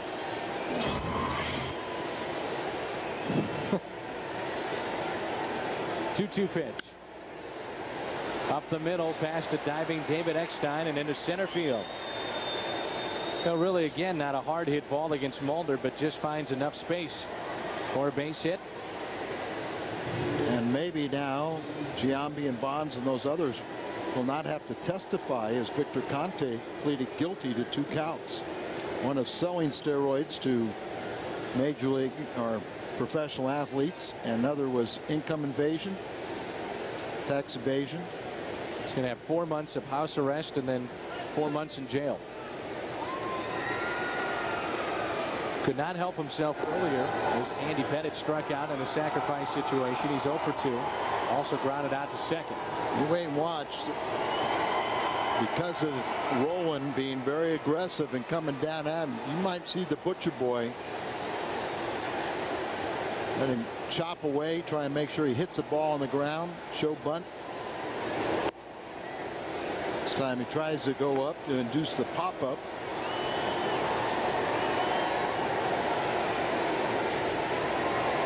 This game, maybe 1 run would be the difference. Yep.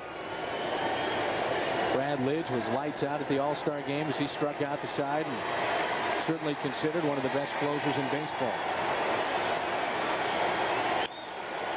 The bunt is down, barehanded by Rolen, takes the chance, out there, not at first. Scott Rolen takes the chance, and it pays off with a gun and a force play at second. What a play by the Cardinal Gold Glover. Well, that's the beauty of a guy like Scott Rolen. He knows with his arm strength that he can make a difference. Barehands it, fires out there. You got just a force play, and now you remove the position player and you put the pitcher, who's already been out there for 6 innings. You put him on base, and with only 1 out and an area he's not used to being, with only 2 hits.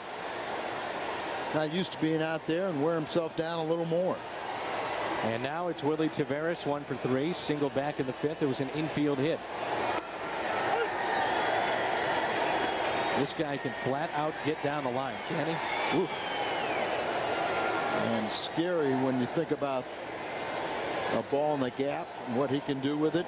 Triple for sure, and always the potential of an inside the Parker. Edmonds very shallow in center.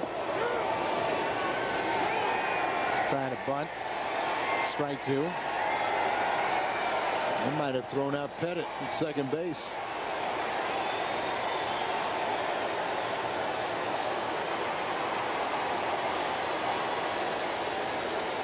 We're in the 7th. It's 1-1. Astros got their run on a wild pitch as Berkwood scored back in the 5th to tie it up. 0-2 pitch.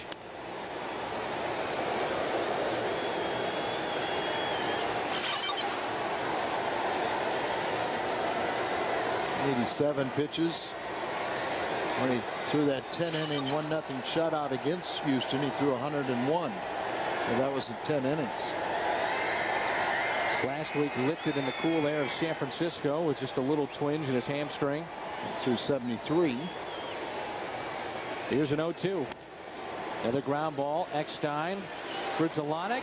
Wow, they got it. They turn 2. One of the toughest guys to double up is Willie Taveras, and they did it. And it's time to stretch here in St. Louis. A 1-1 game, 7th inning stretch time here at Busch.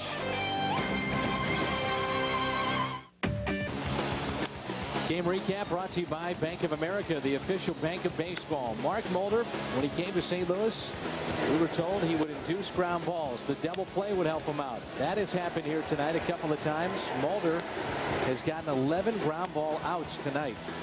How about the double play? Tough turn out there by Grizzolonic, but he shows off the arm. That's your Bank of America game recap.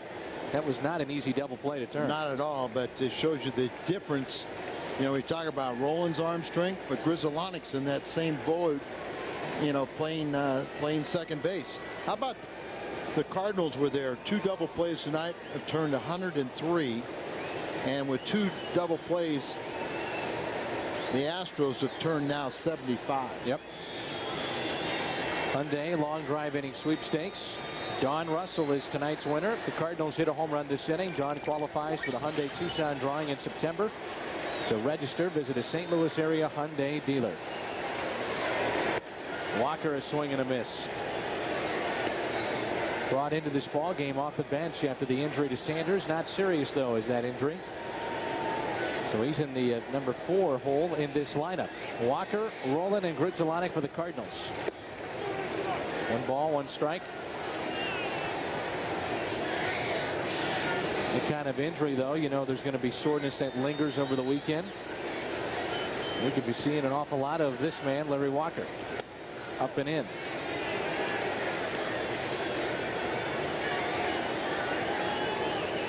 Two balls and a strike as we sang happy birthday to Mike Shannon during our 7th inning stretch here at the ballpark.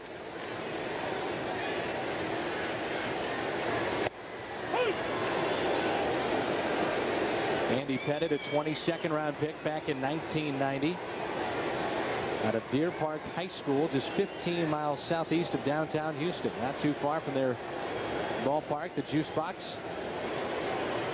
Minute Maid Park, the 2-2. Just misses inside.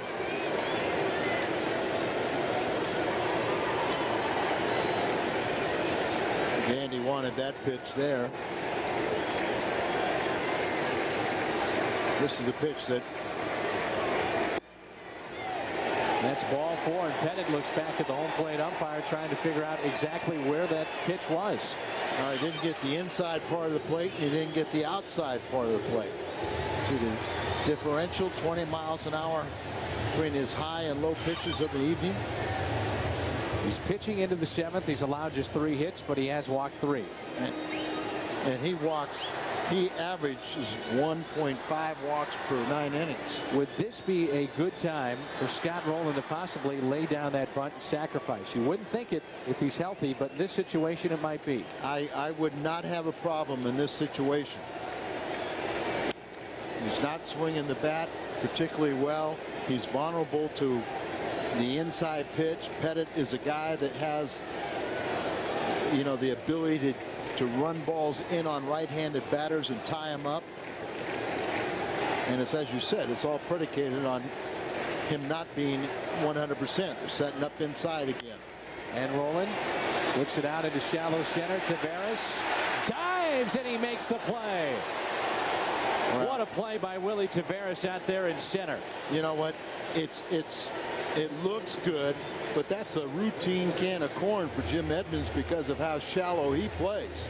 And yet he has to make a spectacular play because, as you said earlier, he doesn't get the good read. He doesn't read it well.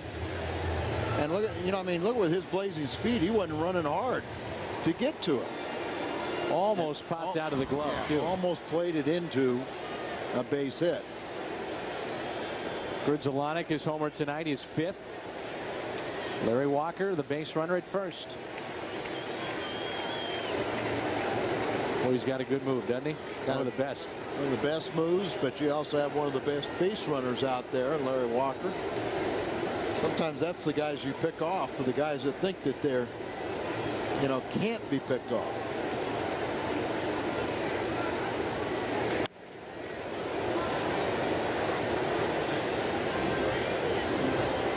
Activity now in the bullpen, a right-hander for Houston. They've got 6 out there they can call on. They only have 1 lefty. That's Gallo. Walker the runner at first. Pettit trying to get a double play, get out of this inning. He's allowed just 3 hits. And even though the Cardinals, Al, have been piling up the victories, we mentioned that they've won 11 of their last 16. They've only hit .246 this month and have only 3 hits tonight. One of those, the home run by Mark Rizolani. Guys can spot the balls, or hard throwers that can get in on. That could be trouble. Swinging bunt. Ensberg, bare hands, puts it in his back pocket. Well, the Cardinals catch a little break. Turnaround's fair play. You got it. Houston had a couple of infield hits and a bloop hit in 1 inning as they scored their lone run tonight. Now the Cardinals get one, and Walker's in scoring position for So Taguchi. Right out there, kind of a little swinging bunt. Ensberg comes in, but no play. Jim Hickey, pitching coach, now out to talk to Pettit. Pettit does not have any complete games. Cardinal Baseball, a production of Bud Sports and an exclusive presentation of FSN Midwest. Jim Hayes, Al Raboski, Dan McLaughlin with you, our Bud Sports crew. On a muggy, hot night here in St. Louis. So Gallo, the lefty, is up. And Chad Qualls is up, the right-hander for the Houston Astros. No activity for St. Louis. Astros have Burns, who was just called up, a right-hander in the bullpen, with Harville, Lidge, Qualls, Springer, the former Cardinal, and Wheeler. As I mentioned before, the lone lefty is Gallo. Runners at first and second for So Taguchi. Let's get it a run before you get into Lidge time. So is 0 for 2. He's fly to center. He's struck out.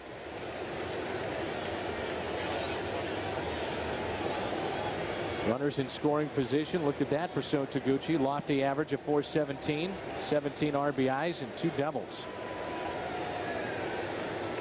Chokes up on the bat. An inch or two. Head in the count with 1 ball and no strikes. Took something off that pitch. Taguchi just got a piece. It's 1-1. Andy Pettit talks about his heroes being from that Houston area. Nolan Ryan, Roger Clemens, guys that he grew up watching, and now he's a teammate and best of friends with the Rocket. Spent 9 years with New York, now in his 2nd season with the Houston Astros. Signed a 3-year deal worth $31 million. But he wanted to come home. And $31 million wasn't bad either.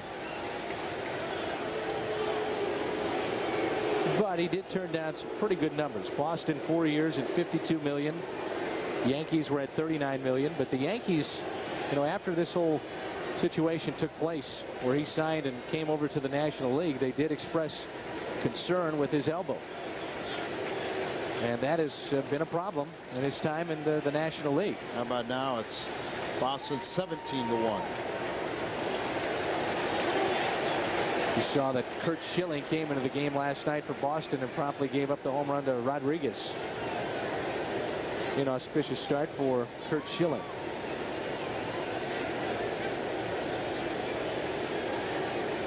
Have him swung way around to the right field. Big gap in left center for Taguchi. Here's a 2-1 pitch.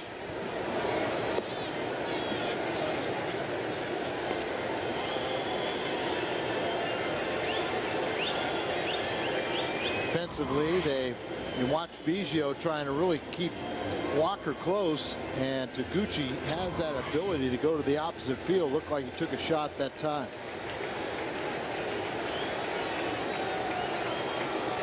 Pitch him away, play him away. 2-2 pitch. Try to do so again. Now the Cardinals get a right-hander up, and it sets up perfectly if they would grab a lead here to get Tavares coming into the 8th inning, and then Isringhausen a chance to close it out in the 9th. Well, you at least got to give yourself a shot. to even think about, you know, pinch hitting, even for potentially Diaz. But definitely the pitcher's spot if he get that scoring opportunity in this game before Lidge time. Diaz is on deck. And a 2-2 pitch. You know, I guess one of the questions you have to ask yourself, how much confidence do you have in Mahoney in a tight game? Or another question, is Molina healthy enough to come off the bench and give you at least a couple of innings behind the plate? Well, I mean, those are the questions that a manager is presented with, and as the game goes along, he'll tell you his answers. Very good at bat here by Sho Taguchi. He's fought off some good pitches. Pettit on a 3-2. Now they got the runner picked off, but they dropped it. Oh my goodness, isn't that something? Berkman dropped the baseball, and the Cardinals catch a break. Oh. I'll tell you one thing. Houston caught a break earlier in the first inning where the Cardinals didn't score, and the Cardinals right now catch a big break as Grizzolanic was nailed, and Berkman couldn't hold on to it. Grizzolanic gets back to the bag. On a 3-2 pitch now. Boy, was that going to change the complexion. What a brilliant time for a pickoff play with this. Walker is running, a swing and a miss, a throw down to third, and it's a double play. Well, let's go to the 8th. The Cardinals have had some great opportunities tonight, have not cashed in. It's 1-1. You're watching Fox Sports Net. Cardinals baseball on FSN Midwest is brought to you by Budweiser Select, brewed for a crisp taste that finishes clean. Be selective. By Taco Bell. Stop by Taco Bell for the new Crunchwrap Supreme. All your favorite Taco Bell tastes sealed up in a grilled flour tortilla, so it's good to go. And by GMC. See your professional grade Missouri, Illinois GMC dealers today. Mark Mulder will stay in this ball game. It's tied up 1-1. Top of the 8th. Mulder has won 3 of his last 4 decisions. Went over San Francisco a week ago tonight. 2-1 against Cincinnati. And at Tampa Bay, his only loss was at 4 innings pitched against Cincinnati. He lost that game 7-6. But the last 2 starts, and really last 3, much better for Mark Mulder. Biggio, Berkman, and Morgan Ensberg for Houston. Craig tonight 0 for 2 with a walk. He's now 0 for 9 against Mulder in his career. 2-0 pitch. Just a little bit outside. 2 pitchers with very good control. They walked 4 combined. Only 1 for Mulder. 3-0 delivery at the knees and a strike. When you think of Biggio, you think of Bagwell. Those two have been teammates for 15 straight seasons. I mentioned before that Craig Biggio has made 17 straight opening day starts for the Astros. Here's a 3-1. Now 3-2. Cardinals will have Einar Diaz, Mark Mulder. His spot will be due up, and then David Eckstein. They're half of the 8th.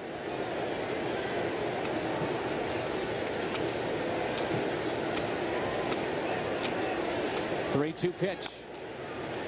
Got Biggio out in front, taps it foul.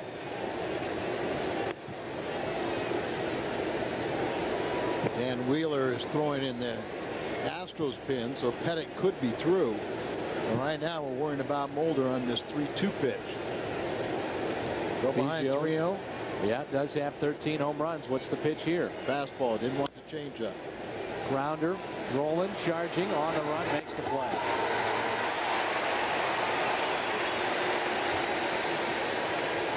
Pitch speed differential tonight.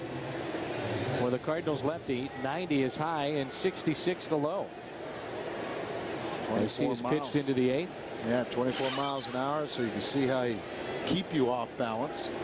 You know, that's a big part of his game. He doesn't have the overpowering fastball. He's got to locate and change speeds. And he talked about that start at Cincinnati where he classified it as slop.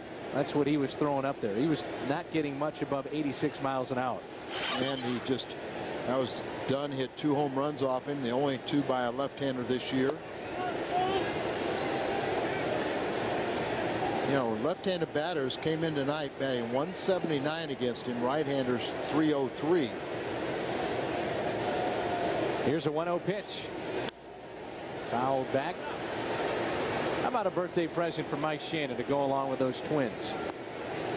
That foul ball almost made it to their booth.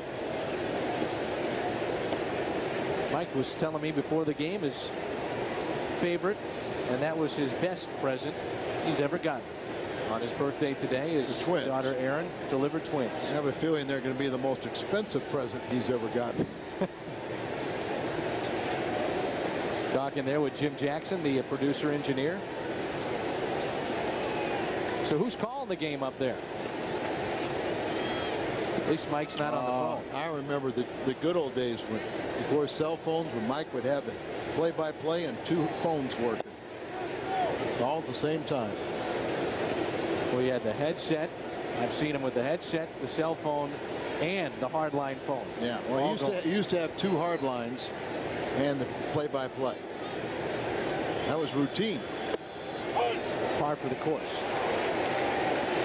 And of course, you and I have seen him at his best in Cincinnati with the steam rising in Synergy Field. Oh, please. Do I have to take you back to that day? Don't. I'm getting nightmares already. I know what scene you're talking about. The pitch in the dirt to Lance Berkman. It wasn't pretty, and we'll leave it there. It's very hot, and Mike. But it got our attention. It got everybody's attention that was in the press box that afternoon. Now Morgan Ensberg with a man at first. Ensberg 2 for 3 with a double and a single. Let me just say there was more white flesh than we wanted to see. We'll leave it at that. Well, we talked about ground balls that Mulder has induced, and he needs one now. And again, he has fallen behind on the 3rd hitter in this inning. And we'll see if these pitches starting to get up in the zone a little bit. As Tavares goes back and starts throwing.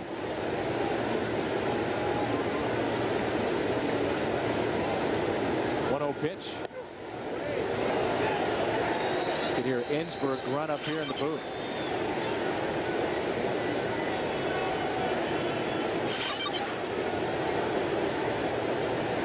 One game here in the 8th. Pitch count at 103 for Mulder.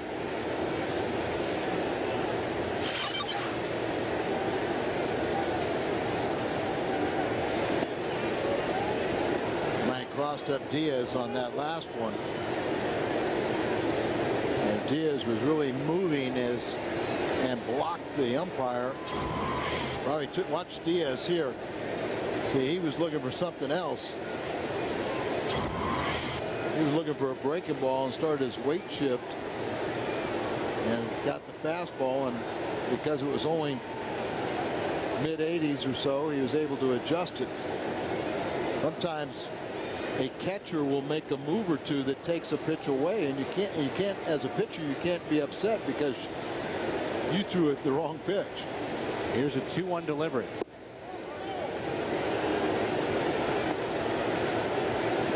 Big pitch here in this ball game.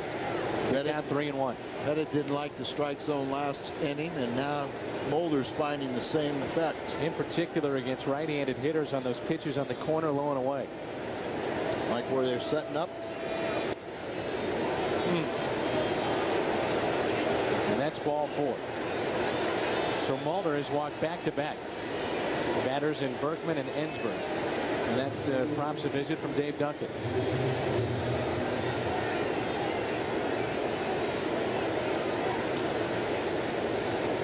This copyrighted telecast is presented by authority of the St. Louis Cardinals LLC and may not be reproduced or retransmitted in any form. And the accounts and descriptions of the game may not be disseminated without the express written consent of the St. Louis Cardinals LLC. Well, Tavares has been getting loose in that bullpen. He should be good and loose. Tommy Glavine beat John Smoltz. Glavine came into that game against his former team 1-8. Right. It was a 2-1 game. Of course, he doesn't know any of those guys. All new faces. Maybe saw them young kids. Maybe in the minor leagues at some point in spring training.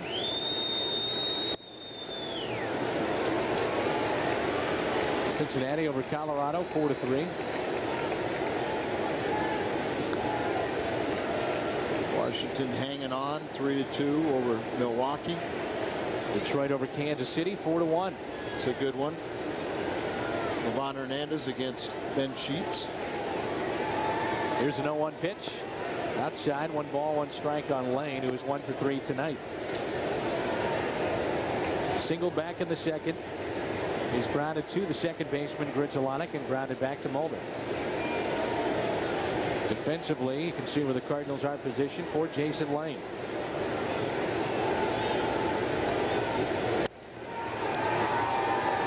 Has him set up now at a ball and 2 strikes.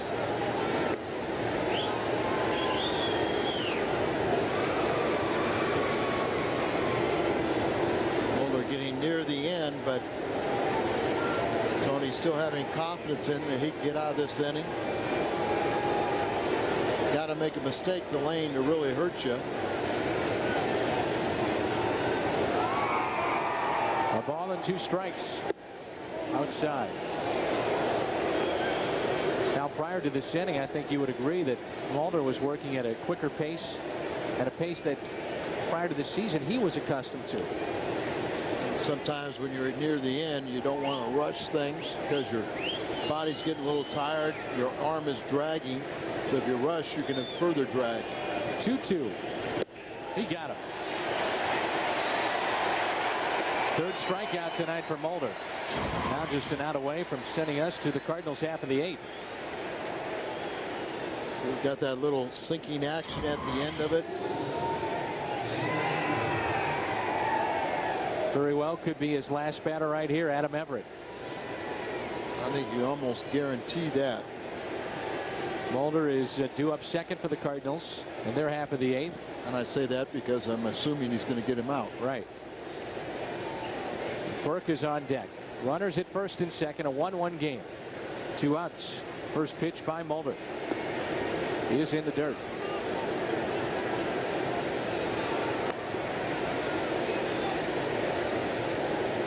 Adam Everett tonight 1 for 3. But with runners in scoring position, pretty lofty numbers at 353 his average, and 3 home runs.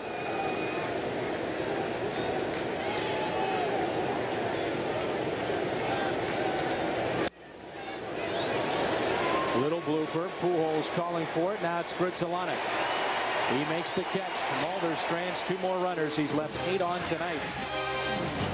We head to the bottom half of this inning. It's 1-1. Baseball stories at the Whitey Herzog Celebrity Roast on Monday, July 18th. It benefits Children's Miracle Network and the Whitey Herzog Youth Foundation. Tickets are still available and can be purchased on site anytime from now until Monday evening. For details, go to foxsports.com. The keyword Midwest. The Whitey Herzog Celebrity Roast is sponsored by Budweiser. Well, the Cardinals get to the bullpen. Pettit is knocked out after allowing just 4 hits and a run. The home run to Grizzolonic, and Chad Qualls is into the ball game for the 42nd time he'll appear this season. Qualls has got a lot of interest from a lot of clubs if they were to fall out, but they think they're going to make a wild card run. Cardinals have 3 with Houston this weekend. Then on Monday we begin 4 with Milwaukee, then wrap it up on this homestand, a nice long one. We've got 3 with the Chicago Cubs. Winners today over the Pirates 11-1. Cubbies have won 5 straight. And that's a team that believes they're poised and ready to make a run. They've got 14 games left for the Cardinals. So, I mean, they can make things real interesting. Here's an 0-1 pitch. Diaz. Is it his first home run? Yes! His first of the season. Couldn't come at a better time.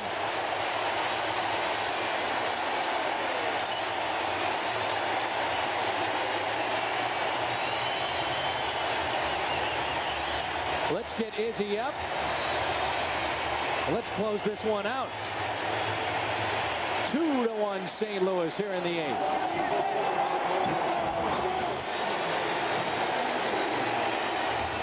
Pitch out there, and he hit it the right time. And this big crowd wants a curtain call. Give it to him. Give it to him is right. Go on up there. That a baby.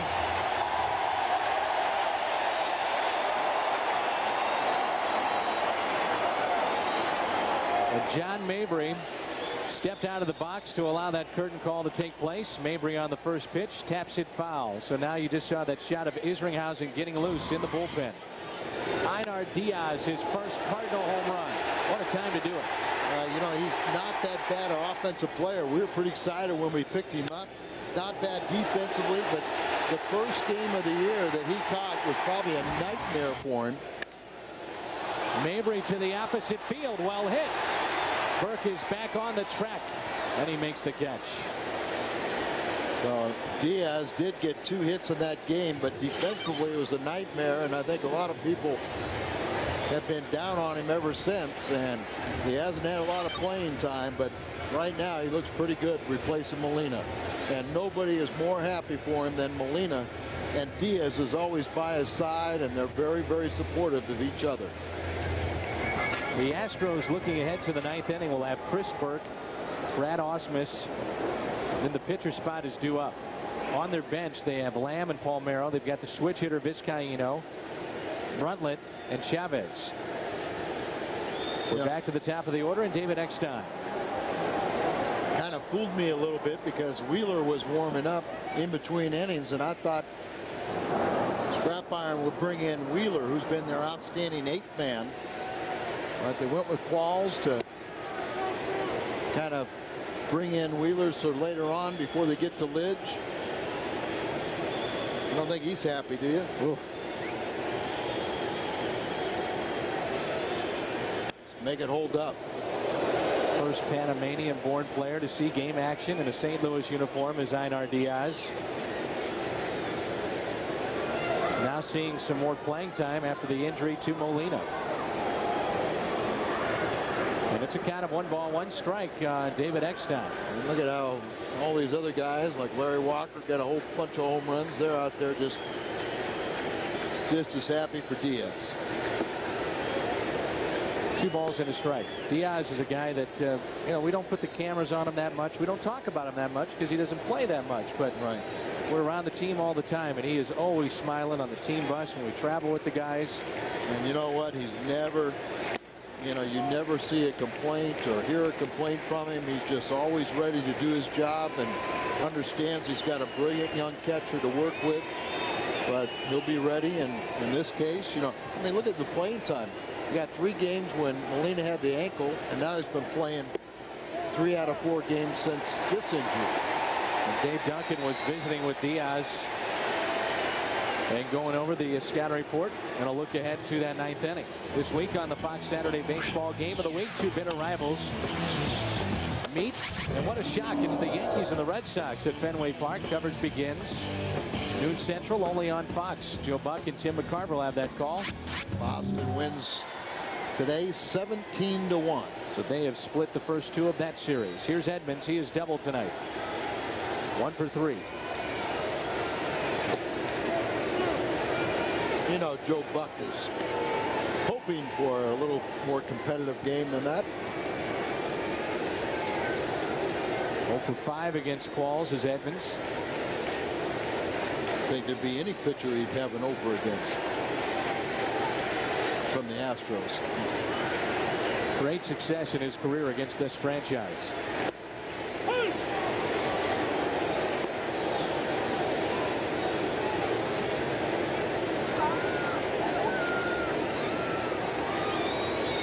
Count is even, 1 ball, 1 strike. Einar Diaz has given the Cardinals a 2-1 lead. A pair of home runs tonight. Grudzielanek with the first, Diaz with the second. Edmonds drills this one into right field. A lot of topspin though, as Lane will make the catch. Hard hit. With that undercut swing, he gets the topspin on it. Yeah, exactly right. Starts out there like it's going to travel, and then all of a sudden it just comes over the top and right down.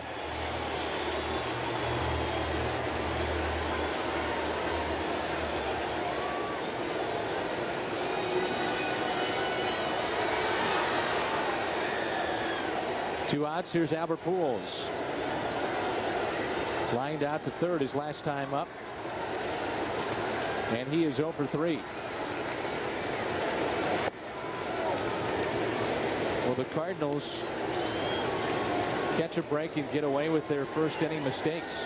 Base running error by Edmonds. Pujols with runners at second and third, nobody out. Couldn't bring him in. And sometimes early in a game that will set the tone for the opposition. Good teams find a way to win. Well, like you say, you had Pettit with an opportunity to score and put a crooked number up there, and they walked away empty-handed, and you don't get many more chances. Ball behind on Pujols, 2-0. How many times does Albert have a chance to get a big hit, doesn't deliver, and then now he's 0 for 3 on the night.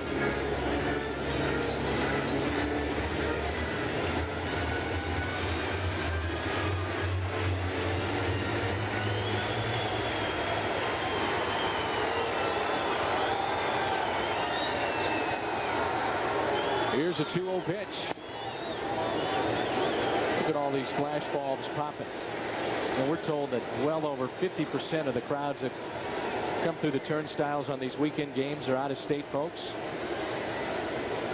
So maybe sometimes for some of these people, they plan their vacations around coming to see a little Cardinal baseball. Maybe the only chance this year in person to see Albert. This year, the last year of the second of the 3 Busch stadiums. You know, you're getting more and more people that just want to see this facility for the last time. And then, you know, the Cardinals have phenomenal draw out of 8 states to begin with. 3-1 pitch outside to Albert.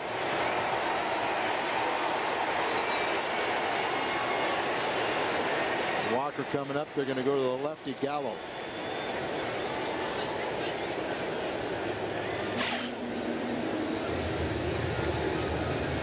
Gallo has been getting loose, the lefty in the bullpen for Houston.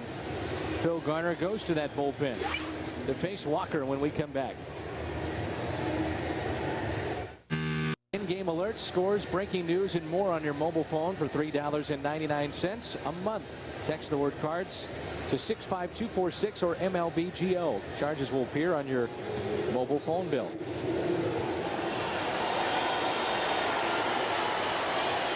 Einar Diaz has supplied the big home run for St. Louis.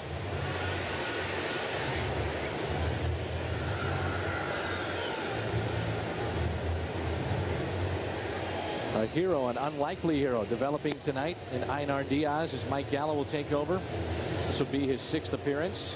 ERA is over 5 in his 3 1/3, and opponents hitting .231 against Mike Gallo.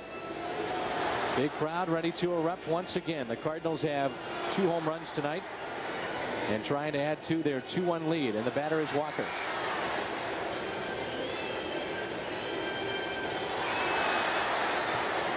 Walker probably thought he had the day off when he saw the initial scorecard, but very quickly was in this game. Fastball at the knees and a strike. Reggie Sanders was injured. Second batter hit a fly ball. Biggio out in the left center in a collision between Walker, or between Sanders and Edmonds. Knocked Reggie out, and Larry's in the game ever since. 1 for 2 with a walk.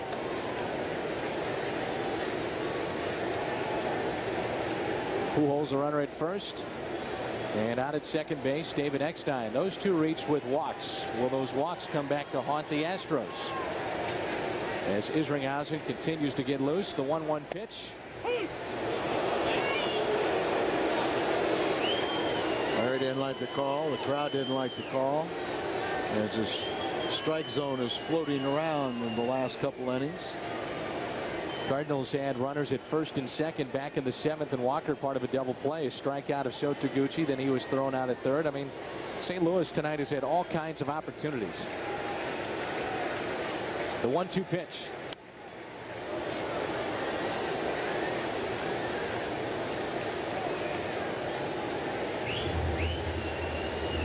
Tried to get in on Larry most of the time, but likes the ball out away from him. Boy, look how shallow those outfielders are with Walker at the plate. And he could easily get one in the gap or over their heads. It's not like he's somebody that hasn't hit a few fly balls. This one is popped up. And the catch is made. We head to the ninth. Jason Isringhausen against the Astros, 14 career saves in his 25 appearances against them. Curtain call first of the season for Einar Diaz. 2-1 St. Louis. Next TV game on FSN Midwest will be on Monday, and Ozzie Smith will be in the booth with us. That'll be a lot of fun as the Brewers are in town. It'll be Matt Morris and Victor Santos. Santos 2-9, Morris 10-2. Brewers and Cardinals Monday 6:30 with Cardinals tonight. And again, Ozzie Smith in the booth, the Hall of Famer, on Monday night.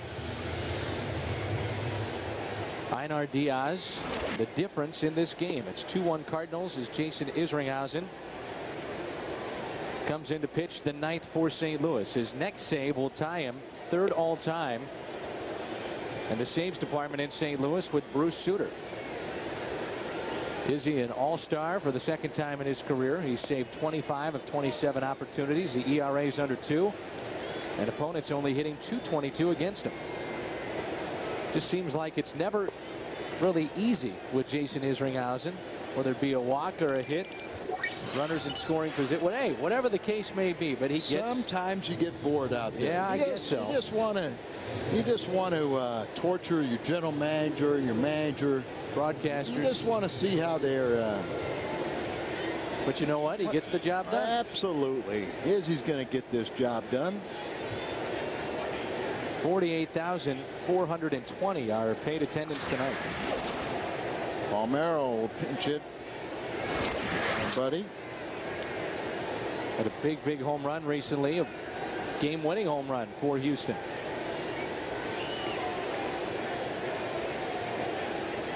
And the first pitch is lined into right center field. That's trouble. That ball is in the gap. Palmeiro on his way to second base. Cut off by Walker. He was thinking 3, and he stops at second. So they pinch hit for Burke with Palmeiro. He delivers with a leadoff double. Brent Stover has a look at the Midwest Sports Report. Sacrifice situation now for Brad Ausmus as Palmeiro was thinking 3, but the Cardinal rule don't make that first or third out to start an inning at third base. And he did. Ausmus squares in the bunt. There's a good one as Diaz pounces on it. Somebody, Izzy, back to the plate. Yeah. Izzy, why don't you think about home plate? As he just put his back to home plate and walked back to the mound with Diaz making the play. Watch this here.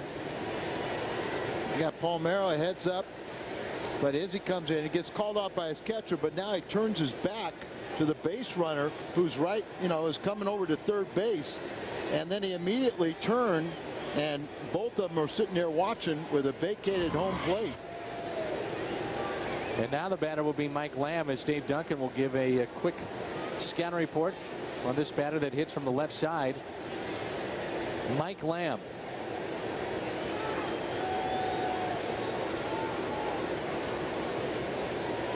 Now, earlier, Izzy was more of a strikeout pitcher than he is now, and this is one of those situations where you really need a strikeout. He's got 4 strikeouts and 1 for 9. Lamb is 5 for 20 as a pinch hitter this year with 3 RBIs. He's trying to tie it up. The infield is drawn in. Wouldn't a strikeout be sweet right here? Tap foul. That's strike 1. I think in this term, a pop-up on the infield until you get to 2 strikes, and then you want to bury him with the strikeout. Houston has out-hit the Cardinals 9-5, but St. Louis with 2 solo home runs leads it 2-1. The 0-1 pitch. Now there's 2 strikes.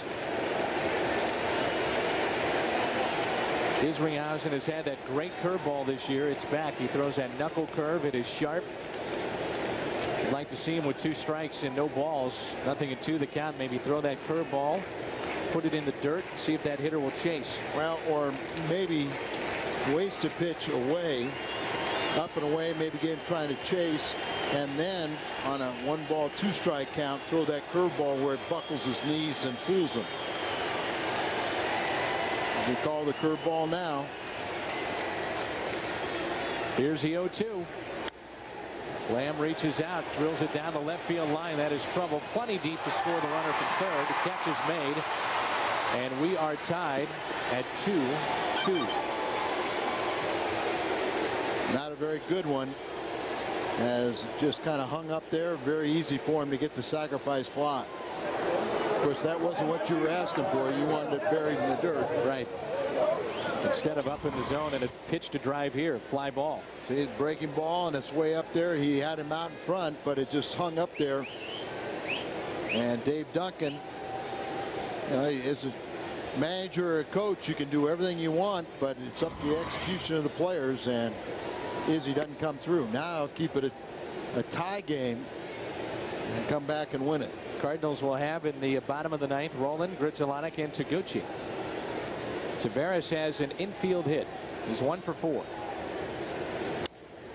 Lines this one into right, and that's a base hit. So now the go-ahead run is on, and I'm sure if you're Houston, you say, why not give Taveras a couple of shots to steal a bag here and get in scoring position for Biggio. Taveras has 22 steals on the season. And you've got a very good batter at the plate that you could ask for that type of, you know, team play, give himself up. You also have a guy that can hit behind the runner with Pujols holding on. So it's a tough combination, and also the major league leader in being hit by pitch. 5 for 18 against Izzy is Biggio. Roland guarding the line at third, outfield straight away. Pujols holding at first, and time is called.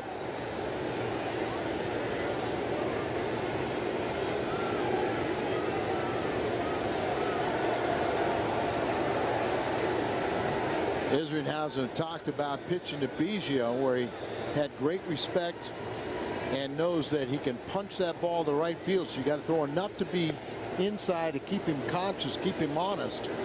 But he can also take that pitch away and hook it and hit it down the left field line. And they're bunched Taguchi, where this guy can spray the ball almost any part of the ballpark. So a tough guy in this type of situation. 2 outs, runner at first. First pitch by Izzy. Most closers are not very quick to the plate, so you can very vulnerable to the steal.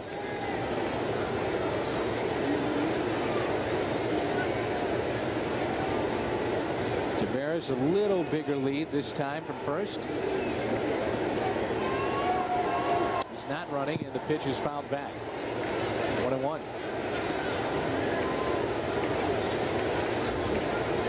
One of the things about a base stealer late in the ball game like this, you got to have that presence and that defy, you know, your manager almost to some degree, but you cannot be fear of being thrown out. The good ones are never afraid.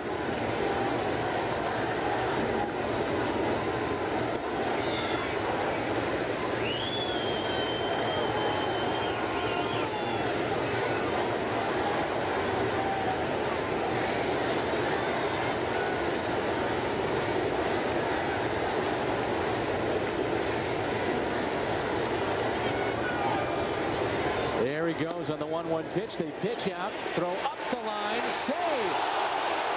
Looked like the throw was there. Did the tag miss the runner? And here comes Tony La Russa. Well, that's what the only thing you could assume is that he missed the tag, but Grzelcyk isn't giving you that idea or impression, and Tony didn't believe it either. A very good throw. He had a terrific jump.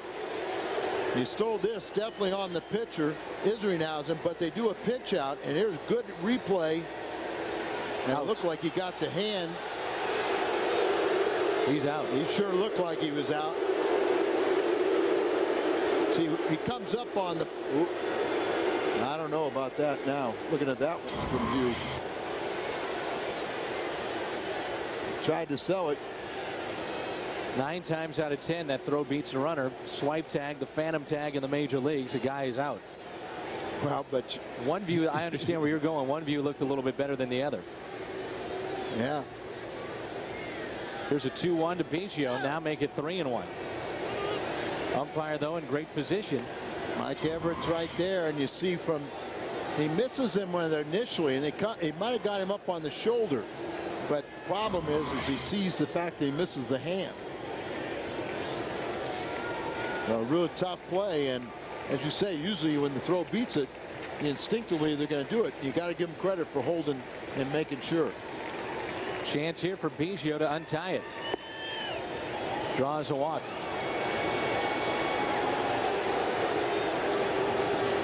So now runners at first and second, and Lance Berkman will be the hitter.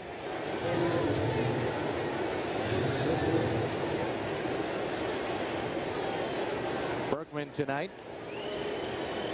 0 for 3 with a walk, and he's 2 for 8 against the Cardinal closer. And really his more dangerous side, the left side.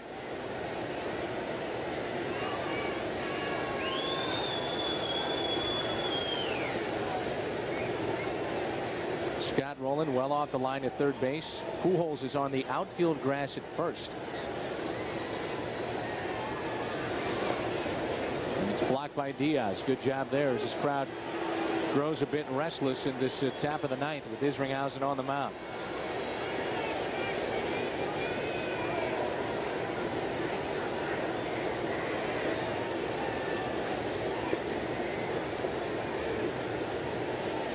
Maybe Izzy should have thrown in the All-Star game.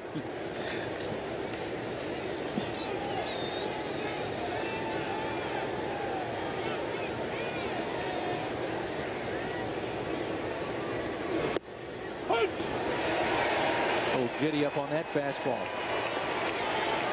1 ball, 1 strike. He's a fastball right by him and had to be guessing breaking ball. That's why it's always better to go up there looking fastball until you get 2.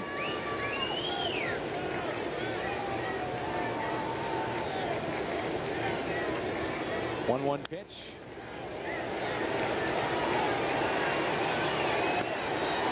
Back-to-back 93-mile-an-hour fastballs from the Cardinals closer.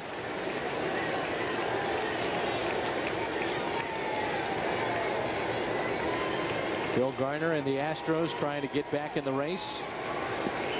They feel they're in it in the wild card. Tony La Russa and the Cardinals trying to separate themselves from the rest of the field.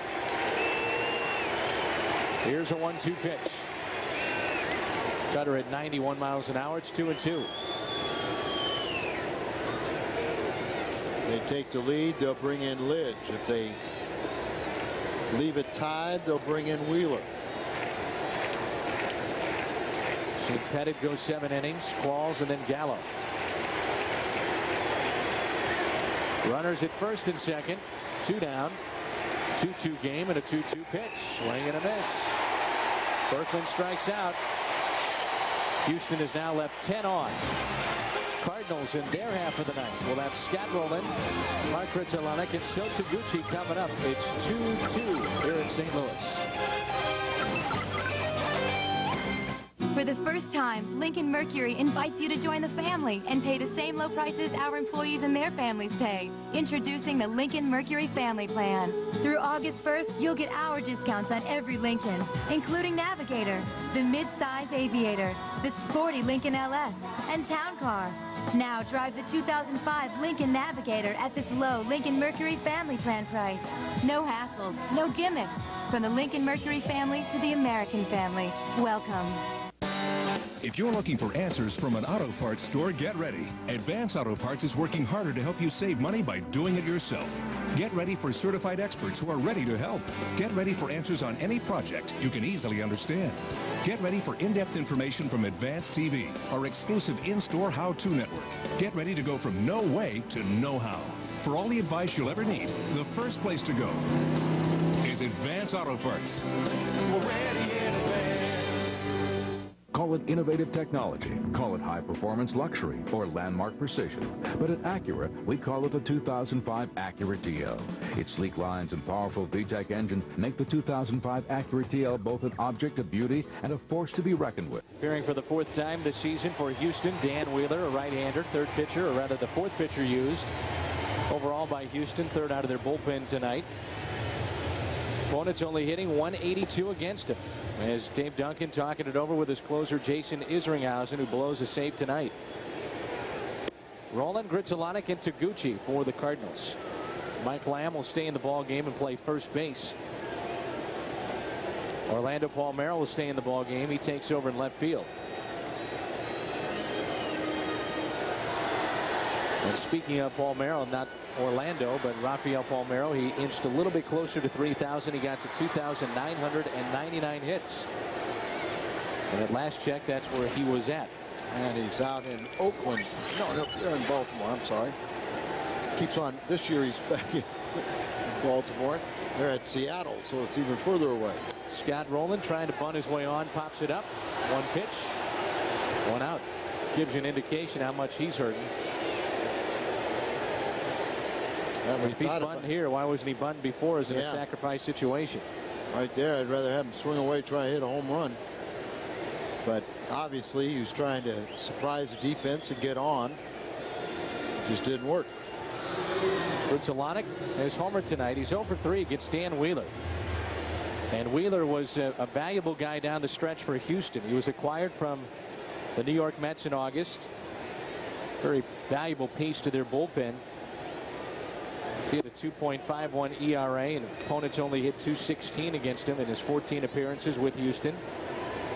Coming off a season in which he had career highs in appearances and innings pitched. He's been doing a nice job in front of Lidge this season. Nothing really stands out about Wheeler, but he does have 4 pitches, and he can locate.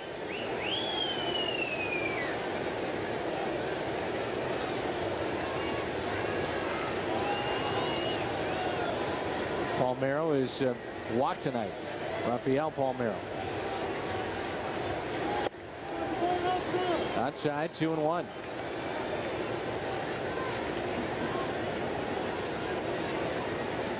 Solana got the scoring started tonight with his 5th home run. How about a great time for 6? Taguchi on deck. The 2-1 pitch.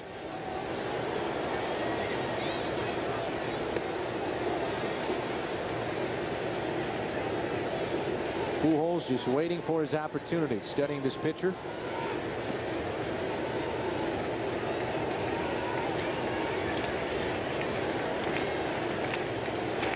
His own teammates amazed by how much he picks up at bat to at bat.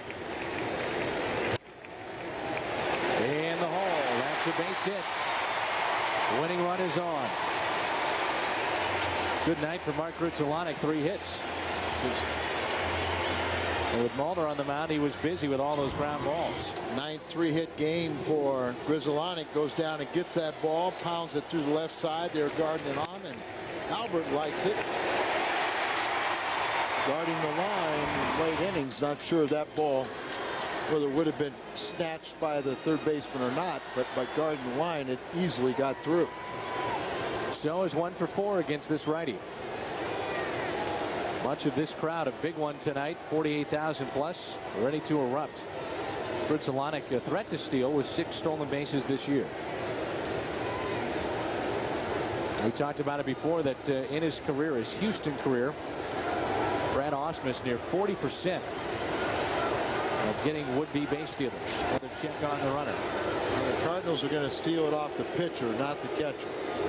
They've got to get the good jump and a good read and get their what they need off the pitcher, because Ausmus is usually very accurate and a high percentage.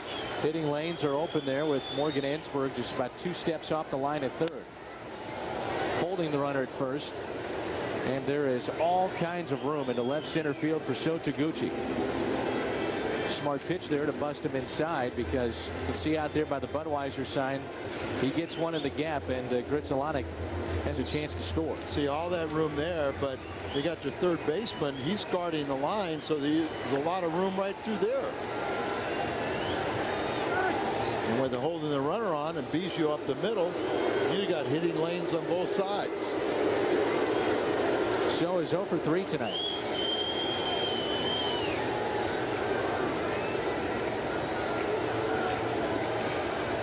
Here's an 0-1 pitch, curveball.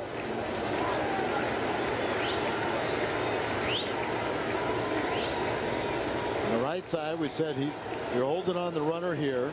Biggio's close to the bag at second, so you can shoot the ball through the right side, and that's kind of a lot of side. And then you see the third baseman is close to the line. Shortstop semi up the middle, so a lot of hitting room either way.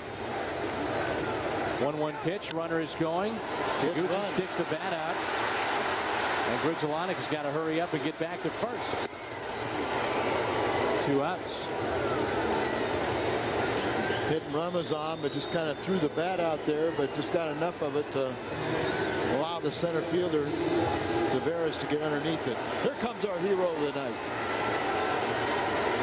Einar Diaz, homer to give the Cardinals a 2-1 lead. Well, I didn't think it was going to happen, but you know, in most games, when he does something offensively, he gets 2 hits. Came in with 14 hits, and 8 of them came in 4 2-hit games. Maybe he can get another hit here in this game. Wouldn't it be something if it's another home run? Just trying to extend the inning, maybe drive in that run for first. Nunez moves to the on-deck circle at 90 miles an hour. That catches the black on the outside corner for strike 1. Diaz with a solo home run, his first as a Cardinal. Back in the 8th inning. 2-1 at that point. Izzy coming in the 9th. He blows the save, and we're tied at 2-2. Another check on Grudzielanek. Cardinals have been out hit 10-6. It was a pitcher's duel between the 2 left-handers, Mulder and Andy Pettitte. Diaz into left center field. That's going to get down. Tavares over to cut it off. There's a 2-hit night. And now the winning run stands at third.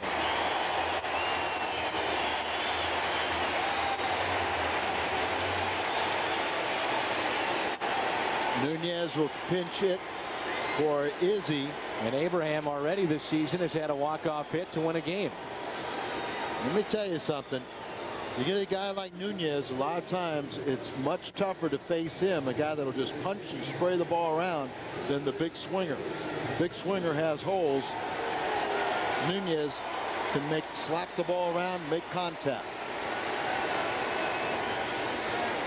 Tied for first on the club with 4 pinch hits and 5 pinch hit RBIs for Nunez.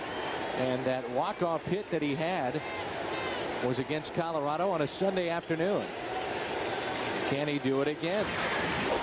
320 against left-handed pitching, 295 against right-handed pitching, and how about 289 with runners in scoring position for a part-time player. And here comes the crowd.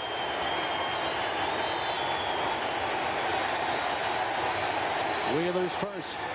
Curveball. Nunez gets a piece. And right there is exactly what you're talking about. Not a real overly aggressive swing, but just trying to punch it into play. Right. 2 outs. The outfield can't play, too shallow. They've got to protect it because a fly ball that the inning's over. Okay. They just make contact. 48,420 ready to erupt. Here's the 0-1 pitch. Take one in the dirt, too. Nice play by Ausmus to keep the runner at third. Run his team going. Fundamentally an outstanding catcher. And you see his technique. He didn't even worry about the glove. It was just to block the hole between the legs. The chest protector was going to stop the ball.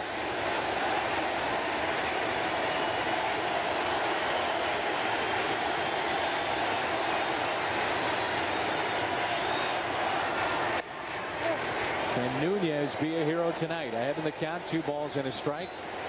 We could just extend this inning to David Eckstein, who's waiting on deck. But this is the kind of game that the Cardinals have been successful. It's Sure, they got the all-stars, but they've got the spare parts that have won a lot of big games for them. The 2-1 pitch. And Diaz will take second base. And by doing so, Einar, make sure you stay at second. He was ready. He thought that was a foul ball. That was a foul ball. It was almost coming back. Well, you avoid that forced play at second. You never know. You know, the ball up the middle that, as you said, they might have been able to get a force out at second. Now it's not available to him. Carlos Lee, a solo homer in the 8th to tie the Nationals game up 3-3. That's going into the 9th.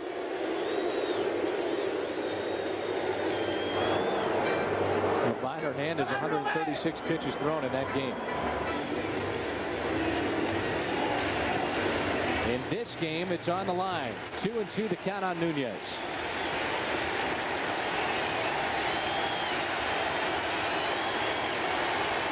Crowd is into it, aren't they? Yep. 2-2 pitch. Extra innings coming up from St. Louis. Wheeler does the job. He strikes out Abraham Nunez. And it's 2-2 as we head to the 10th. Extra innings, and it's a game of missed opportunities for the Cardinals. Let's go back early on. First inning, runners at second and third, nobody out. Eckstein out with Pujols up. Then Jim Edmonds inexplicably loses track of the outs in that inning. And the Cardinals run themselves out of a potential big inning. Caught a break with Grudzielanek as they dropped the pickoff play at first, but then Larry Walker, that was back in the 8th with 2 runners on and 2 outs, would pop out. A chance to add at that time to a lead of 2-1. Houston then tied it up. It's 2-2. And now it's Tavares in relief of Mulder and Isringhausen, his 42nd appearance. Record of 1-1, and opponents hitting just a .250 against Julian. Another solid first half for the Cardinal setup man. He's been outstanding with his 20 holds. He's 3 for 3 in save opportunities. Very good. You know, at not allowing inherited runners to score. 3rd best percentage in the National League, just 2 of 21. And one of them scored on a double play, I think it was. But right now we need him to throw a 0 up there and get the team back on offense.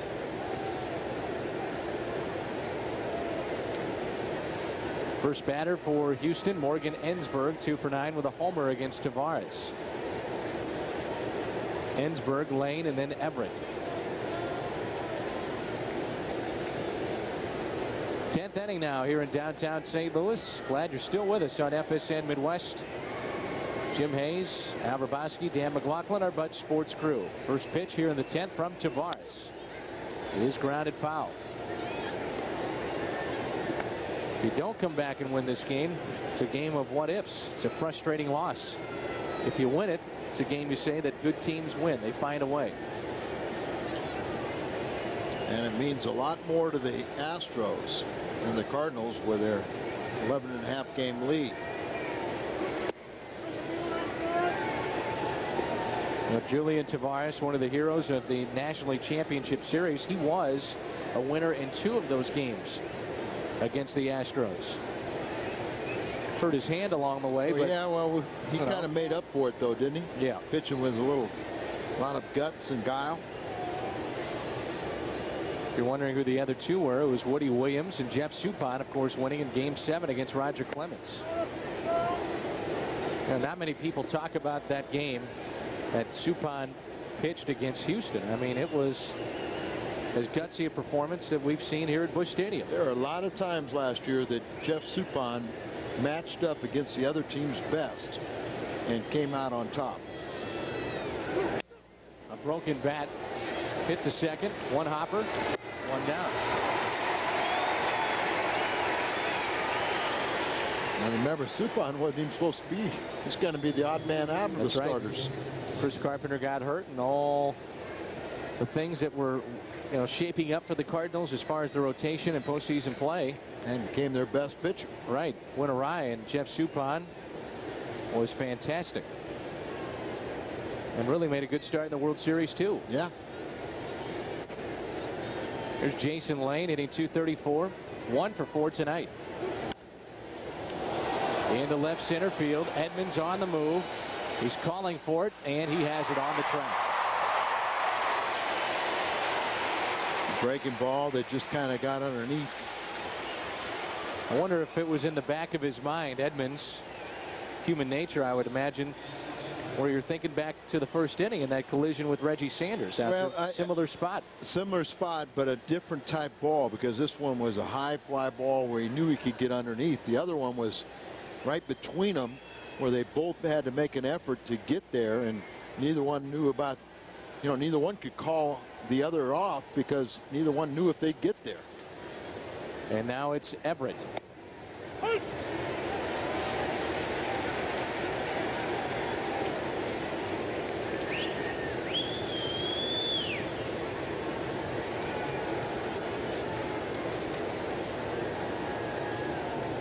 Cardinals have the top of the order coming up in their half of the 10th. Tavares trying to send us there. Tied at 2. Oh, pitch gets away and hits Adam Everett.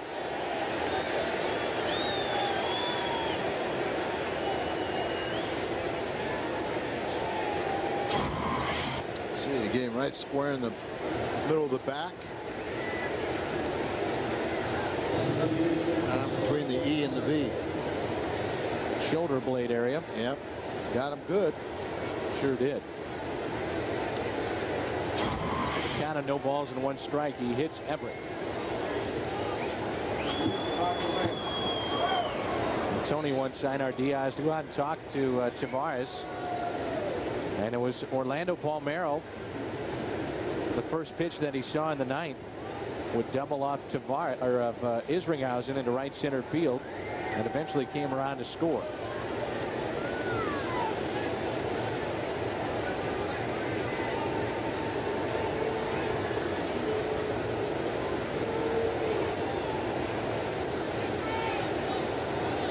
Medical staff checking on Adam Everett. More finals trickling into baseball. The Cubs, as we told you earlier, winners over Pittsburgh 11-1. Boston over the Yankees 17-1. White Sox win again. They beat Cleveland 7-1. Florida beat Philadelphia 9-7. Detroit over Kansas City 4-1. Toronto 11, Tampa Bay 6. Atlanta over the Mets 2-1. Cincinnati beat Colorado 4-3. Anaheim over Minnesota 3-2.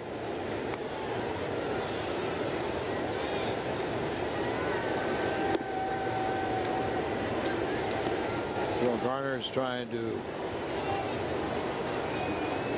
at least put the thought in the mind of the or the first base umpire, the crew chief, that was a deliberate.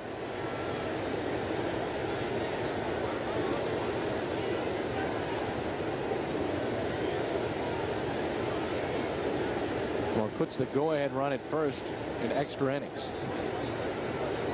It happened on an 0-1 pitch. Palmeiro 2 for 6 against Julian. Scott rolling in on the grass at third. Outfield straight away. Edmonds now in extra innings, playing a little bit deeper out in center. Walker very deep in right. Taguchi very deep in left.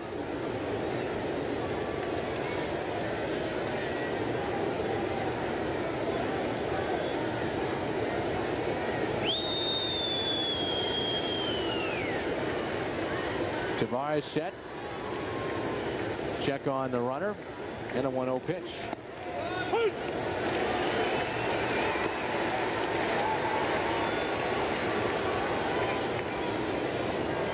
You mentioned it, Al, how this game is so very important for Houston because of their chances in the wild card. I mean, every game is essential to them staying in the race. Cardinals, with their very big lead, can afford to drop games. Of course, you don't want to see that. That looked like a strike, but they do have that opportunity to do so and to earn that opportunity. Right, and you know, Phil Garner at Sunday nights could have a little better read as to where they are in the wild card.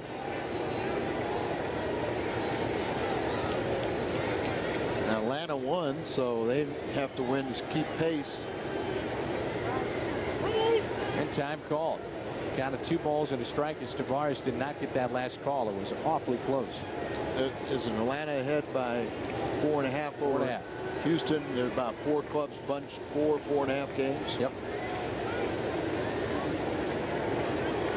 Everett, the runner at first. And the 2-1 pitch.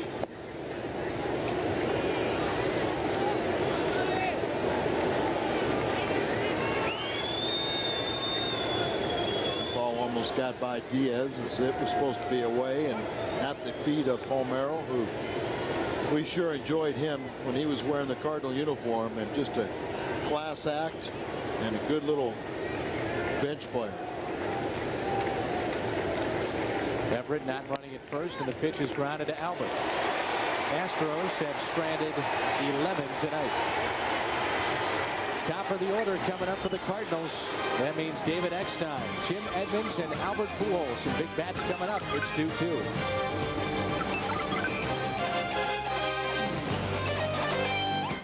Game, Cardinals have been out hit 10-7, but they have the top of the order and a chance to win it here in their half of the 10th. Cardinals have never trailed in this ball game. Led 1-0, then it was tied up, then led 2-1. Astros came back and a blown save by Isringhausen tied it up at 2. David Eckstein has been on base twice tonight. A pair of walks. He is 0 for 2 in the game. Dan Wheeler, his second inning of work, and the first pitch is taken for a ball. David Eckstein in the All-Star game made a terrific play in the hole that's short. First inning. Showed off the range that supposedly was not there and the arm that supposedly was not there. Exactly. And you don't think he had a little satisfaction doing that against the American League? The ironic part about it is that the most celebrated shortstops in free agency were Renteria and Cabrera. Guys making a bunch of money. And kind of under the radar screen was David Eckstein, and he's the only All-Star out of the 3. Pujols is lurking, studying this pitcher. I guarantee he's been back in the video room, looking at tapes of Dan Wheeler, looking at matchups that he's had with him. And Reggie Sanders was telling me the other day he couldn't believe it. He was walking through the clubhouse, and one of the starting pitchers was on the TVs in the Cardinals clubhouse, and Pujols just stopped, waited, and studied. They were asking him questions. What did he pick up? Different tendencies of the pitcher, and watching the video. Then he goes out and says, this is what I picked up. Hit a home run on the exact tendency that he picked up in watching the video. 2 strikes, he'll choke up. Cardinal leadoff man David Eckstein. 3-2 pitch. A rare strikeout for David. Out number 1 here in the bottom of the 10th. And it brings in Edmonds. And Edmonds tell me how tired the team was and himself, you know, from the All-Star experience. They got about 4 hours sleep almost the whole time between San Francisco and getting back at 4 o'clock in the morning early Wednesday. Edmonds' last home run, if you're wondering, off of Javier Vasquez of Arizona. That's where I was getting to. You know, if you're that tired, just give us a good swing. His double in the first was kind of a check swing. Then we thought he hit one, but a lot of top spin, didn't get out. Be nice to see Pujols come up with a runner on and nowhere to put him. And a chance at an RBI for Albert to win it. Still trying to let Jim win this game. 8 of his last 9 home runs have been here at Busch. And if Jim reaches base off of Wheeler or doesn't get the job done, then we can let Albert finish it. Here's a 1-1 pitch to Jim Edmonds. I mean, as crazy as it sounds, I mean, you almost wish it's a home run or a single, so you can't put Pujols right at first base.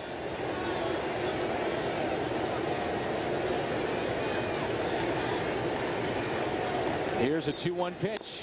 Ooh. They set up on the outside portion of the plate. Edmonds knows that may have been a pitch to drive, as that one was left over the middle inner half and up in the zone. Just asked if it was a strike, and Osmus just, I think he said, "Hey kid, you just got away with one. Don't repeat it." 2-2 the count. Of course, it was Jim Edmonds that sent us to Game 7 against the Astros. It was a walk-off home run. Now outfield very deep, making sure nothing gets by them or over their heads. And look at the guarding both lines. I think that's redundant. More hitting lanes. Pulls it foul. I mean, look at the lane. Why do you even do it at third base? Yeah, I mean, look at the lane with Ensberg at third base and where the shortstop is playing. I mean, they're playing him on the infield to pull. They're right here, right here. I mean, just look at all that area, all over, all over the place. Nice work with the telestrator. All over that place. Here's a 2-2 pitch. I mean, that was impressive, Al. That Budweiser sign out there has never been so vacant. And never looked so inviting. I mean, it's almost like they're missing about 3 players. Jim Edmonds sitting on 16 home runs. And he strikes out. Out number 2, and it brings in Albert. 2 strikeouts in this inning for Wheeler. Albert got an 0 to this point. 4 career regular season walk-off home runs for Albert Pujols. Number 5 would be nice, and he's 3 for 4 against Wheeler. Will he see anything to hit?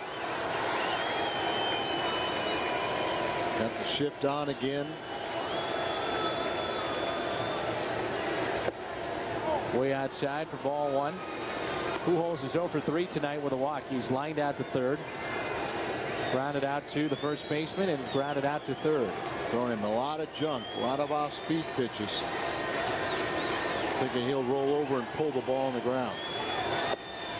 He's so disciplined, he stays away from those pitches more times than not. And then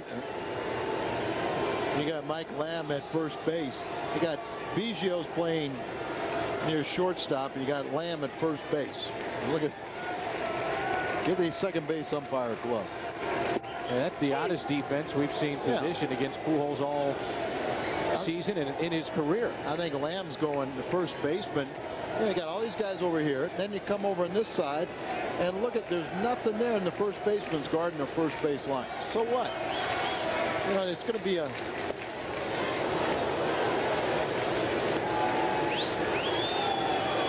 The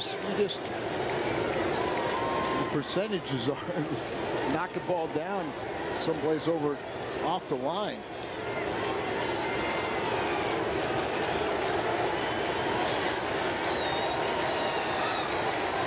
Two pitch. Albert off the end of the bat into shallow left field. Pujols 0 for 4. We go to the 11th. Good work out of the bullpen by Dan Wheeler. We're tied 2-2. Your chance to relive great baseball stories at the Whitey Herzog Celebrity Roast on Monday, July 18th. It benefits Children's Miracle Network and the Whitey Herzog Youth Foundation. And tickets are still available, folks. It can be purchased on site anytime from now until Monday evening. More details, foxsports.com, the keyword Midwest. It's the Whitey Herzog Celebrity Roast. It's sponsored by Budweiser.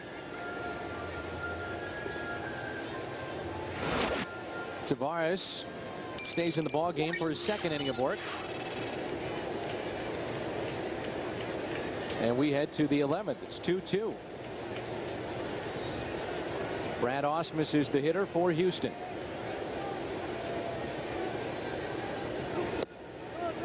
Give Dan Wheeler some credit. Striking out Eckstein, striking out Edmonds, and then getting Pujols. And had him way off balance, way out in front on front foot. Cardinals have stranded 7 runners. They've run themselves out of a couple of innings. They've had their chances. Unfortunately, you look back at that first inning, the missed opportunities there, and Pettit settled in after that. Mulder was outstanding.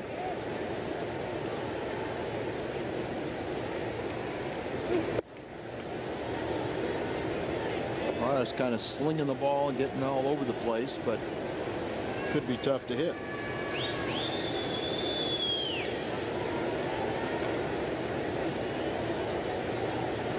Two balls and 1 strike. Now Tavares steps off.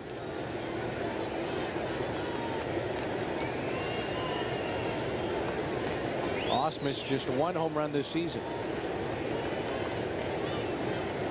2-1 pitch. Well, it's a good pitch by Tavares. Just explodes in on the right-handed hitter. It's all arm and legs, and sometimes you get that ball that kind of do some funky things and kind of run in on a right-handed batter.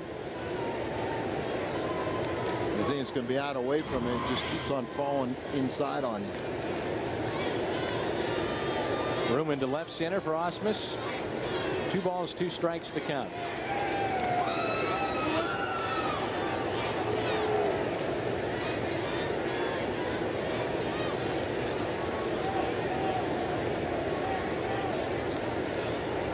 Two pitch.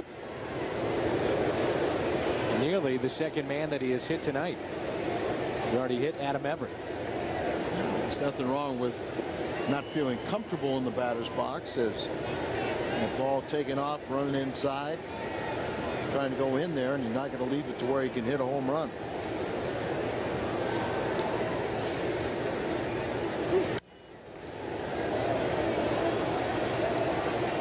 Ausmus 2 for 3 tonight, batting .247 overall.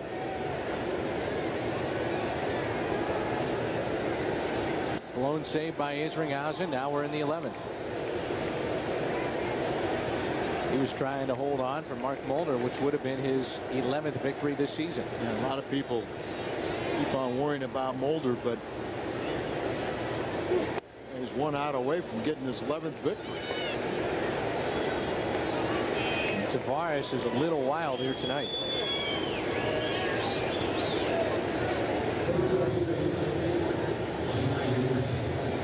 Mike Lamb, the first baseman, with nobody out and a runner at first. No activity in the St. Louis bullpen. Not good to be walking a leadoff man in extra innings, but Julian is very capable of getting a double play ball. Scott Rowland off the line on the grass at third base. Pujols holding the runner at first. Outfield straight away. Another pitch, not even close. Julian came into this game in the 10th inning, got the first 2, then he hit Adam Everett, went deep into a count on the next man that he saw. And to start this inning, he walks Brad Ausmus and throws a ball nowhere near the zone to Mike Lamb to start this at bat.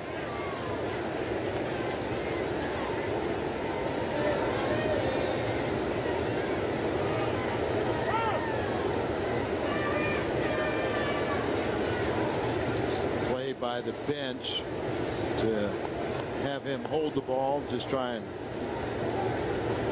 see if the base runner will give it away, make the batter call timeout.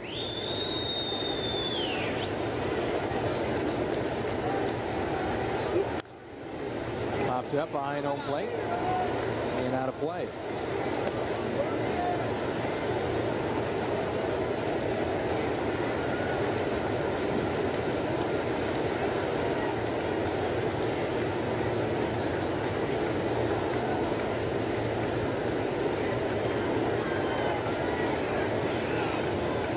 Son walking yet? Feels like it. This game has slowed down considerably.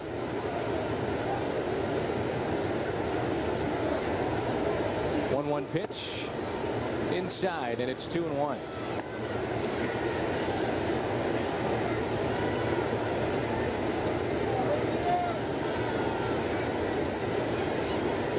Oakland, one of the hottest teams in baseball prior to the break, and it jumped out to a 7-0 lead on Texas. Most of the games around baseball finals now. Zito pitching. He's been terrific as of late. It's 2 balls and 1 strike on Lamb. About the time they were talking about trading him. Everybody back on their heels as Tavares has slowed this thing down. Absolutely.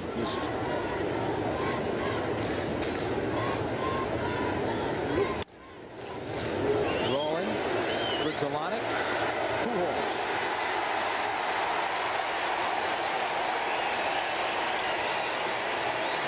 5-4-3 double play. That wasn't the easiest play for Grizzolonic to turn because he was well off the second base bag. And watch him get to this ball, and look where he releases it. He's almost all the way beyond the cutout, but that great throwing strength that he has, he's able to turn that ball and turn the two. We haven't seen him turn one normally like that. Normally he's at the bag and stationary and able to turn it. Right. Get word that Rafael Palmeiro is now part of the 3,500 home run hit club.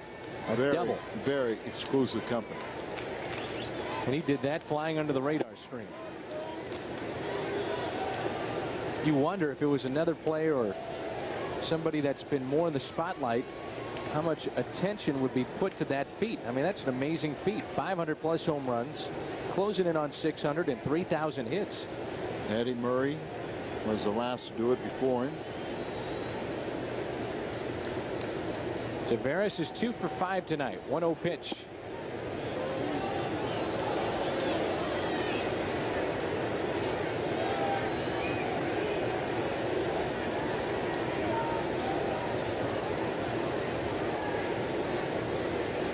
Mike Stanton balked in the winning run at Milwaukee in the bottom of the 10th. Welcome to Washington. Welcome to Washington. Cardinals had some interest, but if Stanton was to come to St. Louis, they would have liked him to go to the minor leagues. Go to AAA, and you can't blame him. He had a chance to go right to the big leagues. Right. And a club that's playing very well.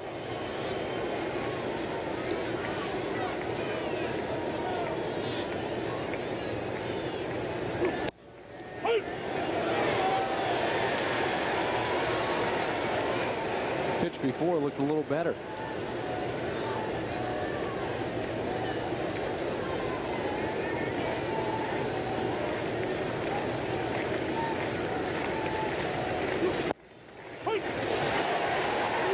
Full count now. Cardinals, by the way, will have Walker, Rowland, and Grizzolonic coming up in their half of the 11th.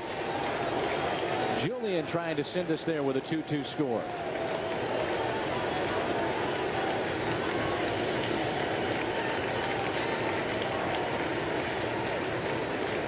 Three-two pitch. Outside. Tavares wanted the call, but it was outside. And now with that great speed, it's, you know, at times almost like a double when this guy gets on. Because he can take second with his 22 stolen bases on the year. It's the third time he's been on base. Always a threat to steal. He represents the go-ahead run. Al Reyes has been getting loose. Cardinals trying to stretch out Tavares. 2 innings tonight. And the batter is Biggio. He walked against Isringhausen back in the 9th. Twice he is grounded out. He's walked another time. That was back in the 5th, and he's flied to left. And they have Lidge warming up in their pen.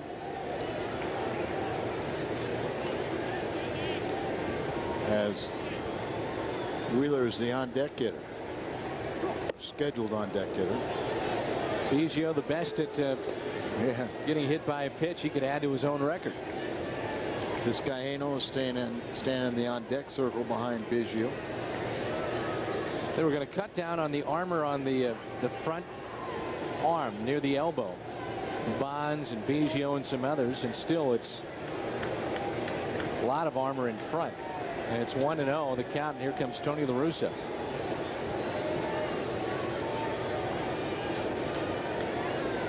Talking Spanish with Einar Diaz and Julian Tavares.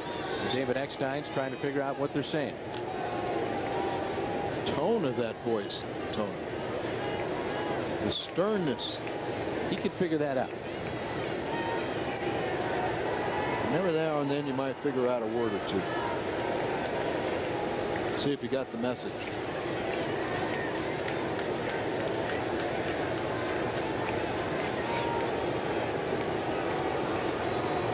Just past 10:30 here in St. Louis. Hopefully you're still with us. Julian has slowed it down. 1-0 pitch outside. He's struggling with the strike zone tonight. This last couple innings seemed like it's taken an hour, as the game was very near completed in 2.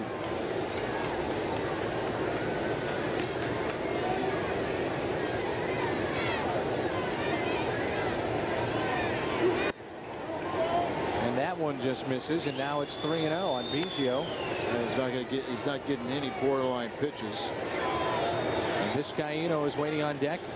You could almost switch hitter in their dugout. Probably from about the 7th inning, the strike zone started changing. Maybe even the 8th. Check on Taveras, the runner at first, the 3-0 pitch, and it's 3-1. Julian Taveras has walked 2 in this inning, and now with a 3-1 count, let's see if Taveras, the runner at first, is going to be off with the pitch and get in scoring position.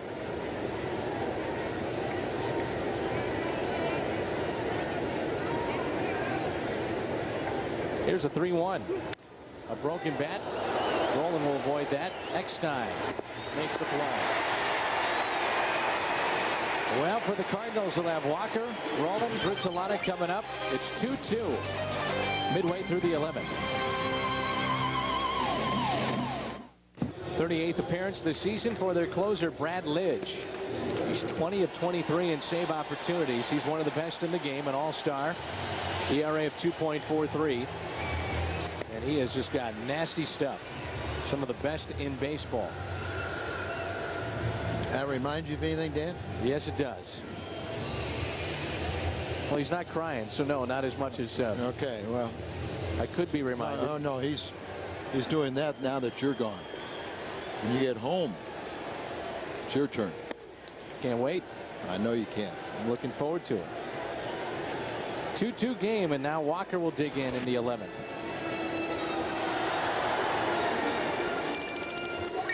Start to swing a little quick. I mean, this guy is just nasty. Almost single-handedly put Houston into postseason play as far as the World Series was concerned. Out of Notre Dame. Had a lot of injuries coming up through the minor leagues. Starter, but found a home as a reliever. Walker's got 10 home runs on the year. 1 for 3 tonight. Coming off the bench for St. Louis after the injury to Sanders. We hope it's not too serious. As he collided with Edmonds into left center field. 2 balls and no strikes. Lidge, in his inning of work in the All-Star game, struck out the side. That pitch 96 miles an hour. He's the first to do that since Bill Cottle and Dwight Gooden in '84. Walker into center. Taveras coming on. Out number 1.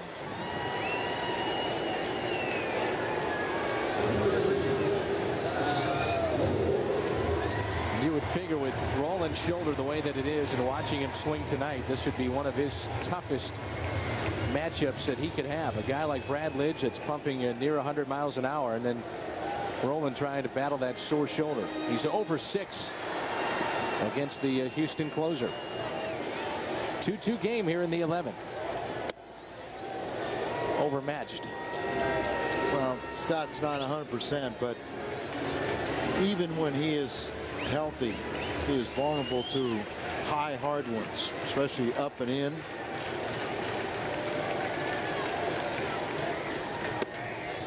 Part of the problem for a hitter is, you know, you can kind of cheat. You think only fastball, and start a little early.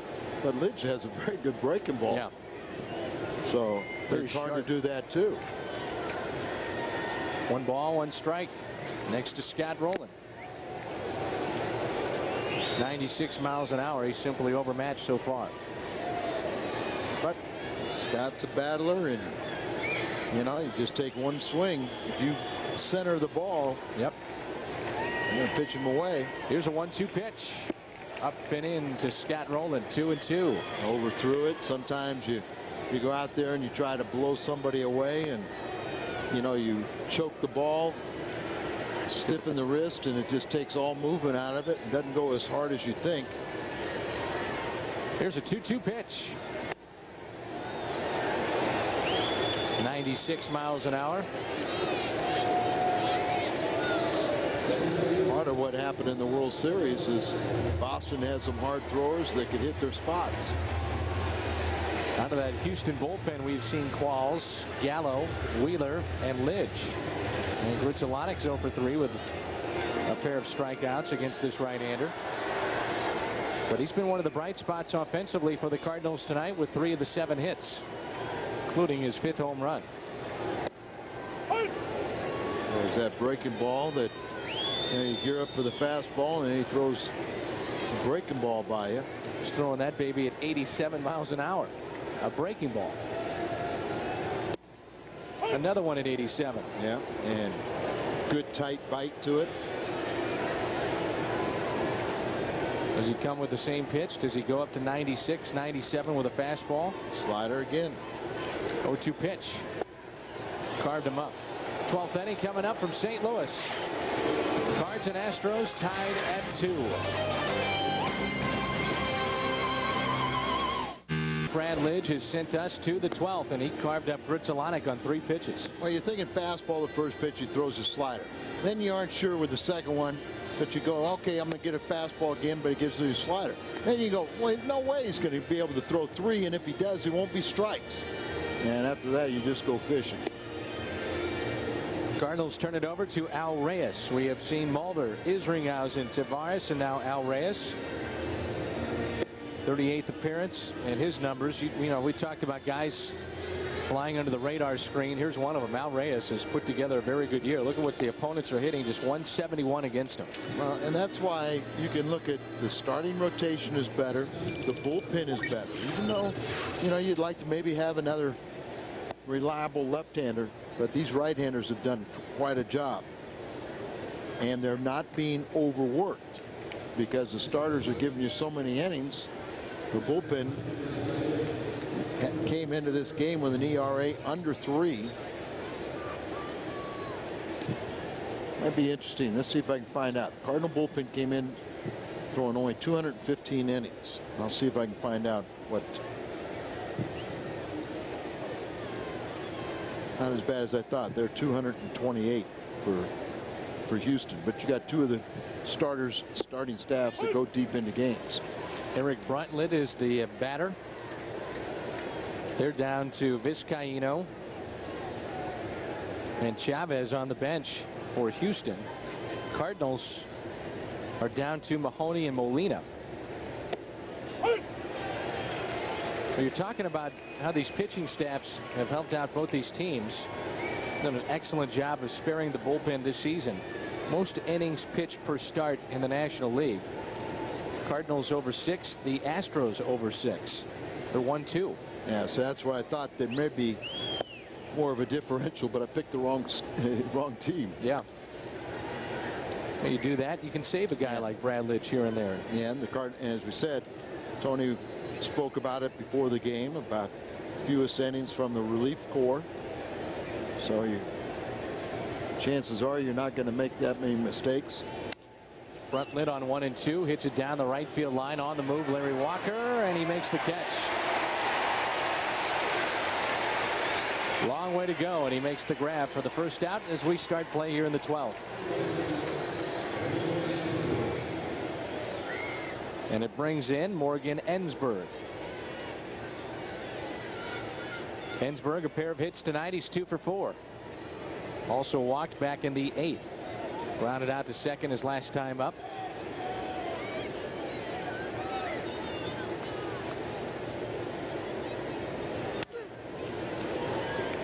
Eckstein.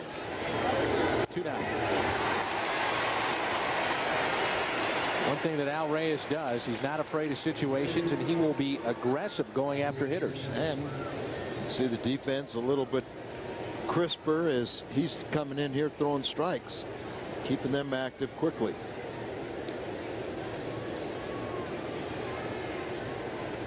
Jason Lane, the batter, with 2 down and nobody on. 2-2 here in the 12th. Cardinals got their runs on a home run by Grudzielanik, home run by Einar Diaz. Houston able to tie it up. Sacrifice fly by Mike Lamb to score Orlando Palmeiro back in the 9th off of Jason Isringhausen. They scored their first run on a wild pitch by Mulder. And Mulder was to be the winner if the Cardinals could have held on. That would have been his 11th victory this season. Russ Springer warming up for the Astros.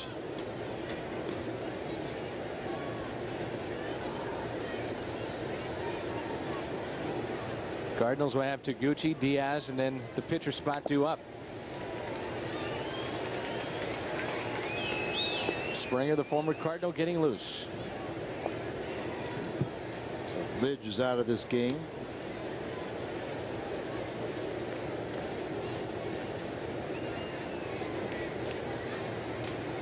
Why not pitch him more than one inning? You never know if you're going to be in a position tomorrow to need your closer. 2-2. Go back to game 6 where they used him and used him and used him. Well, you know, I mean, you can't do it all the time, but right now, they're trying to stay in the hunt. 10.5 and 12.5 is a big difference. 5.5 back in the wild card with 4 other clubs ahead of you.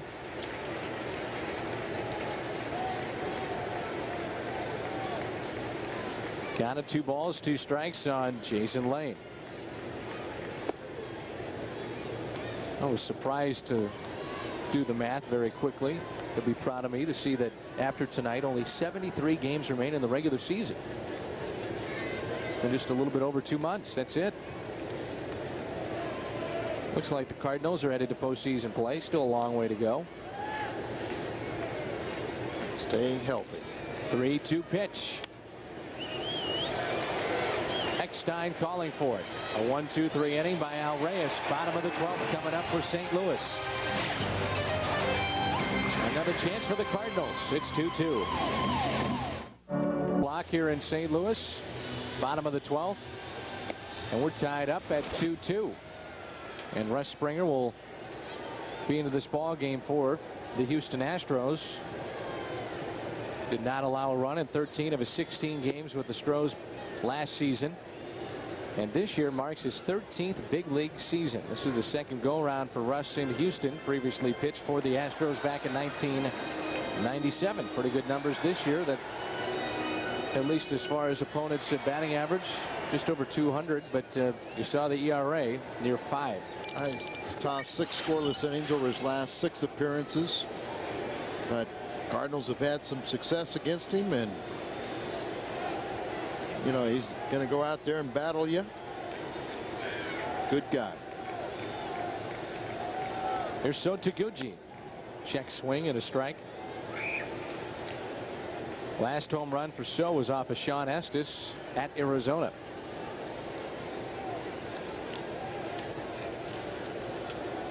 Hate to do that, but in extra innings, how many times this game decided by a walk-off? 2-2 game here in the bottom of the 12th. The 0-1 pitch. 1 ball, 1 strike. Guarding both lines again. Russ Springer was with St. Louis back in 2003. Battled shoulder problems and arm problems for the better part of his career. There's a 1-1 pitch. Held up just enough. 2-1. So is 0 for 4 tonight. Started in right field, then had to move to left after the injury to Reggie Sanders.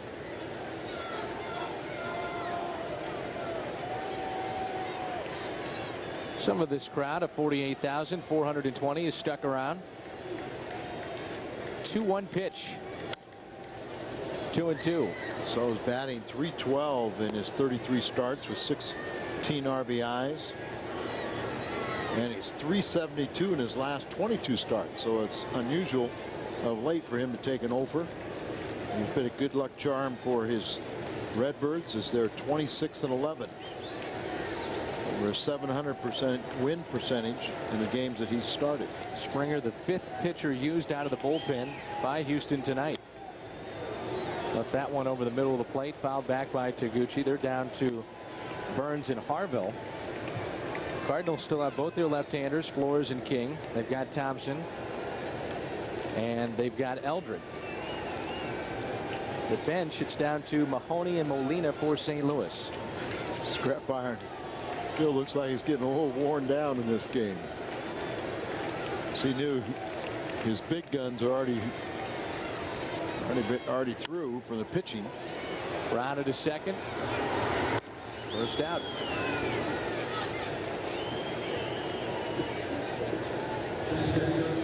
Al Reyes is going to move on to the on-deck circle. Now, you also have to consider, when you're thinking about a short bench for Tony La Russa, Jason Marquis. Well, you think about him, and wouldn't be surprised if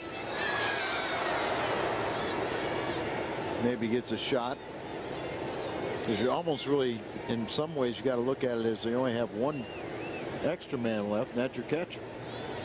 Diaz gave the Cardinals a short-lived lead, 2-1 back in the 8th. Houston would tie it up against Isringhausen, 2-2 in the 9th. He needs to have a 3-hit game. He needs to really solidify himself in the halls of Cardinal history. How about a 2-homer game? Two that work for you? Yeah, that's what I'm dreaming. Not with that swing. 2 down. Reyes will hit for himself.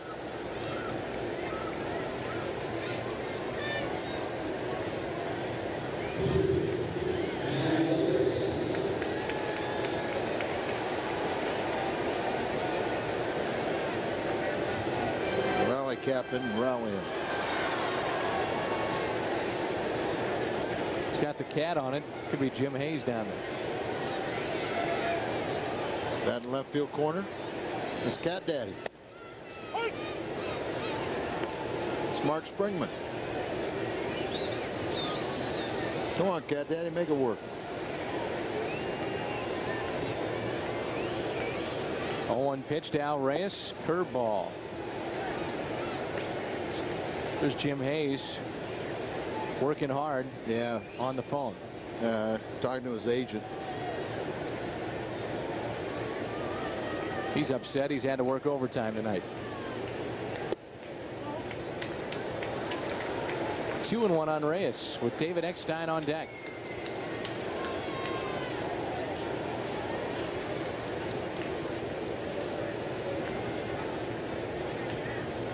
Looks like a hitter.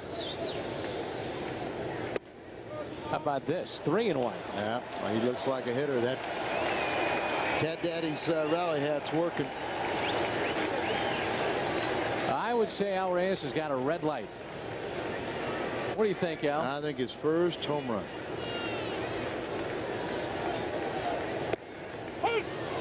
Didn't want that pitch. It's going to be selective. Yeah.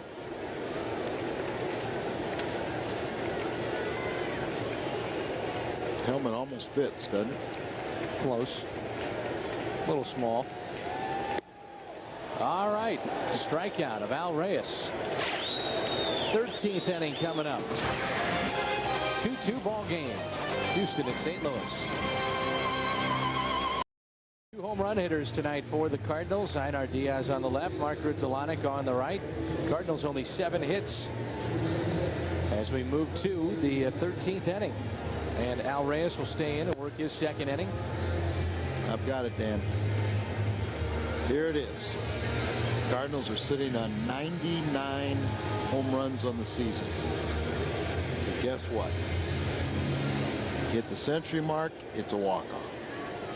You want to predict who it might be? At the top of the order coming up for the Cardinals in their half of the 13th. One of the first 3. Okay. Heard it right here. Leaning a little more to 2nd and 3rd, but instead of David Eckstein. But I'd be happiest if it was him. Here's Vizcaíno. As a fan, I used to love coming to these kind of games because I'd be sitting upper deck, but by the 13th I'd be sitting down by the first row. That's right. That was a high roller down there. When we go late in the games, you got to think about Jose Oquendo. Now, can I ask you you said as a fan, but as a broadcaster, what do you think of these games? Oh, I love them. I love them. More time for you and I to bond. Right. share our experiences of the game of baseball together? 25 is my longest. In New York? In New York. We're approaching 11 o'clock. I guess I have to get this little tidbit in before we hit midnight. It was 37 years ago today that Bob Gibson suffered a broken leg when he was struck on a line drive by Roberto Clemente. And of course Bob Gibson would still stay in the game for 2 more hitters.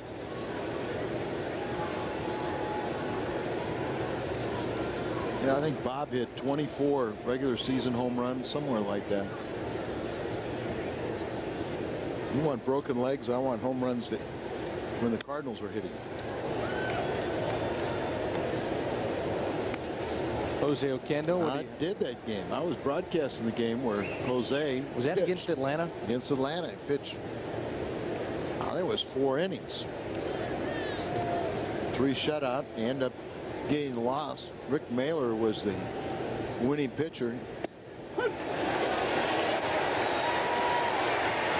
He said there was more pressure on him that game than any other game he pitched. Good pitch here by Reyes. Backdoor breaking ball. And gets the call. Nice framing job by Diaz. Reyes 4 up, 4 down. Pretty efficient too. That's his first strikeout. And now it's back to Palmeiro. 1 for 2 in the game tonight. He had the double to start things off in the 9th on the first pitch against Isringhausen. And eventually came around to score to tie it up 2-2. The RBI by Mike Lamb.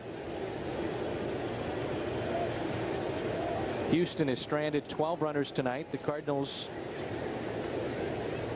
have stranded 7.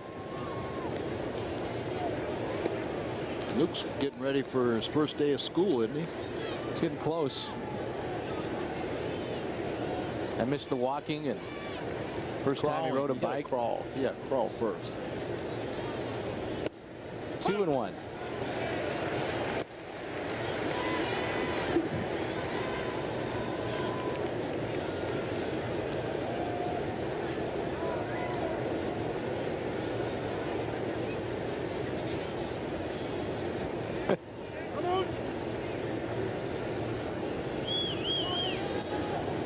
Two and 1 the count.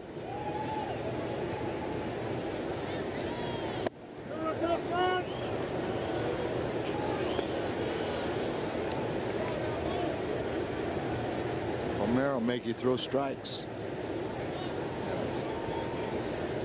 Not afraid to hit with 2 strikes. No, professional hitter that, as you said.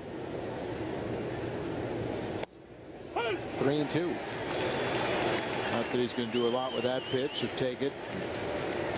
See what you get on 3-2.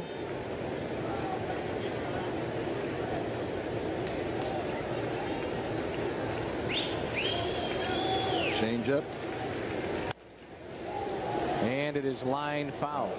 Not by much.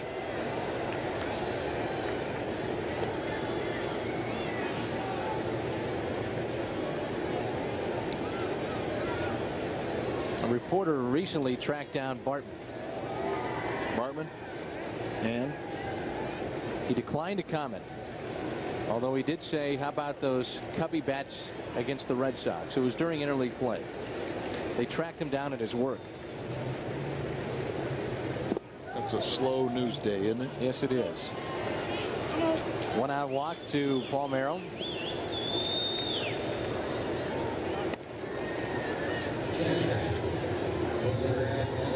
And it brings in Ausmus.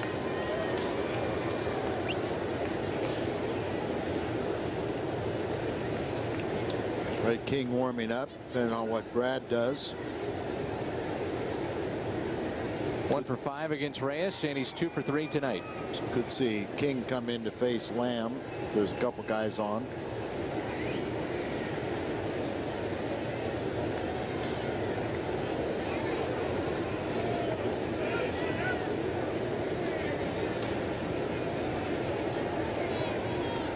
First pitch. Strike 1. Cardinals are really in pretty good shape. We want to go a lot deeper into this game. That's why I thought saying that before. When you look at the fact that both lefties are available, Eldred, Thompson, The bench is a little short, though. Well, both benches are short. They're down to their backup catcher.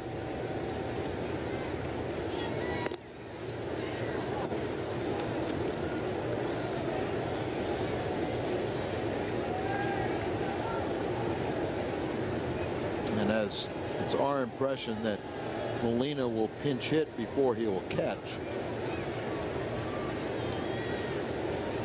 And I think ideally they try to rest him as much as they can.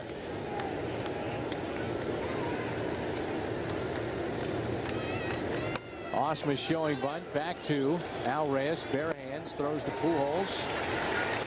And Houston has a runner in scoring position. Sacrifice is good. 1-3. And it brings in Mike Lamb. He tied this game up with a sacrifice fly. 2 outs, so, and I'm almost rather face Lamb than Taveras. The on-deck man. The on-deck man, because of his speed and an everyday player. Lamb can get a little hot. He can be troublesome. Limited play. He's got 26 RBIs. Now they're going to go to Ray King.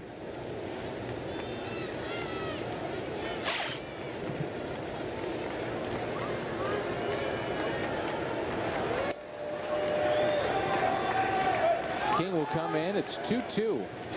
Go ahead run at second with 2 down here in the top of the 13th. Welcome back as we're trying to get the final out of the Houston's 13th inning. Ray King will come in here to face Mike Lamb. He's appearing for the 45th time. And see, these guys are starting to wear down a little bit, trying to rest as much as they can. Ray King ended a scoreless streak of 14 games, giving up a walk-off home run to Luis Gonzalez. That was the first home run to a left-handed batter since he came to St. Louis. He's allowed runs in just 6 of his 44 appearances. And got runner at second base, 2 outs, trying to get the final out.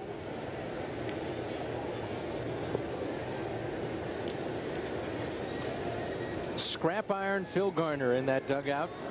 He looked, times I saw him look fresher as he played extra innings than how he looks right now. Mentally worn out. Yeah, he does, doesn't he? Sure does.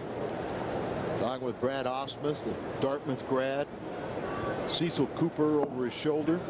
You know, Cecil Cooper was a Rule 5 draftee to the Cardinals, and we sent him back.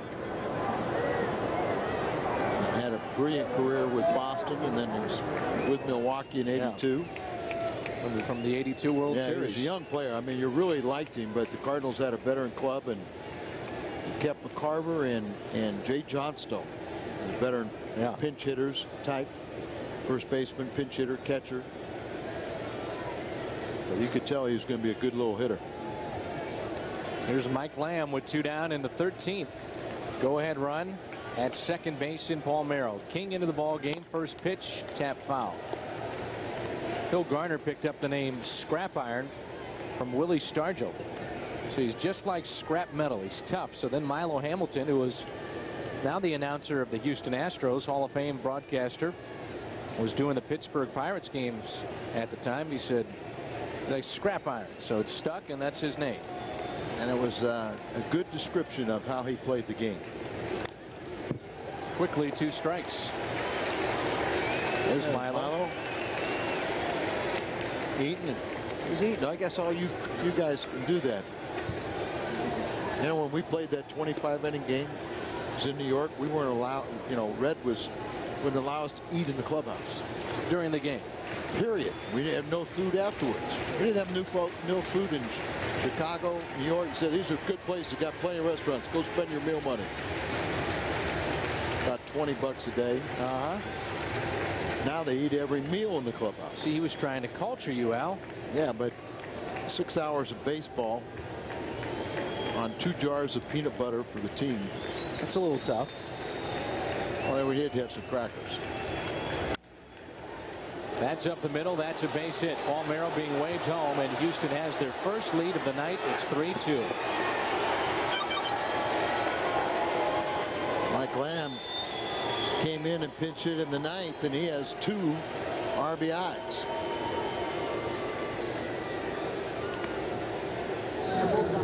Sacrifice fly against Izzy, and now a base hit up the middle. And both times he's driven in Paul Merrill. So the bench guys have been integral in this game here for the Houston Astros. Can't walk a man in extra innings and get away with it up very often. Run is charged to Al Reyes, and now it's Taveras.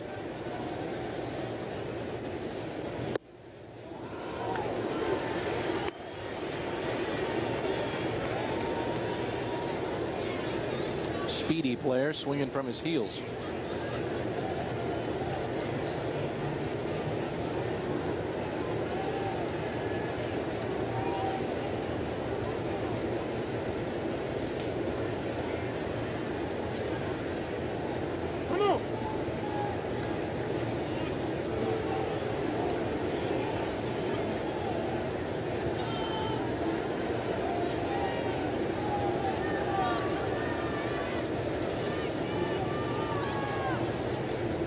Scott Rowland is even with the bag at third. The 0-1 pitch.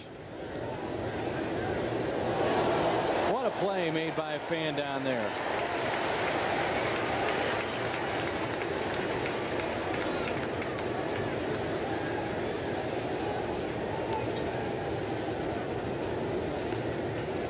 Did you see that play down there? No, I got a monitor here my way. Saw him take the bows. Let's see. Let's see what it looked like. Trying to get out of the way, but we got him. Yep. But at least knew how to act like he was. He had it down. Chopper foul. So Houston has grabbed their first lead of the night. A 2-strike pitch from Ray King. And Mike Lamb delivers.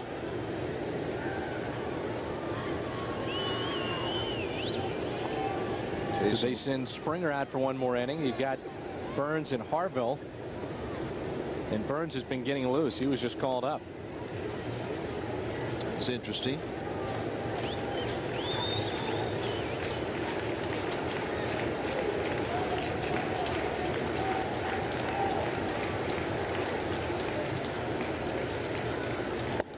Inside, and it's 2-2.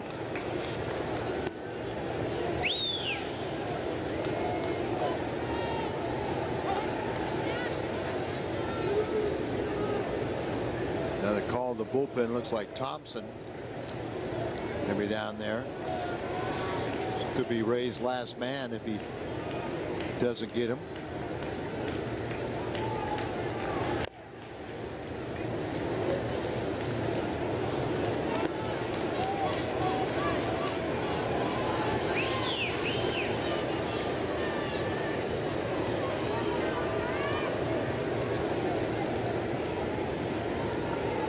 Two balls, 2 strikes. Runner at first. And a 3-2 Houston lead. Another base hit.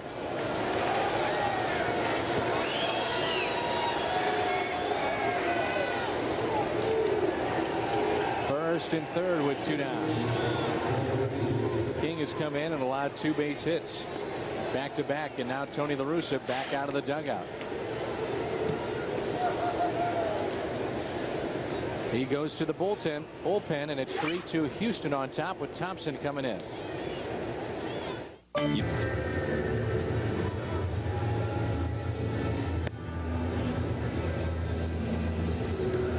So Brad Thompson will take over for the Cardinals.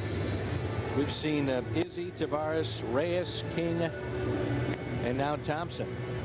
We'll try to get that final out here in the top half of this 13th inning and send us ball game with a 3-2 lead in favor of Houston.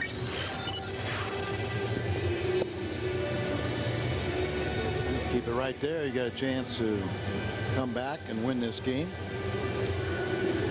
You still have to go through Albert Pujols. Sure, that's what I'm saying. Ed, got the top of the order. Mike Burns, I don't think he's ever faced the Cardinals, but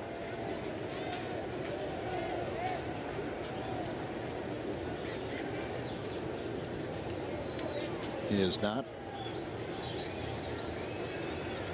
Here's Biggio trying to extend this lead.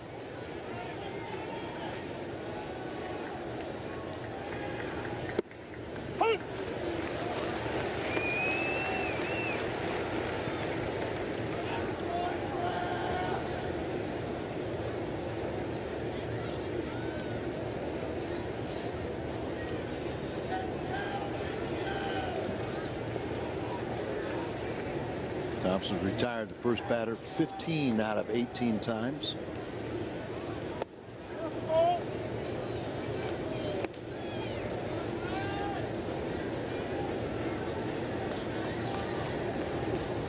Biggio is 0 for 4 tonight.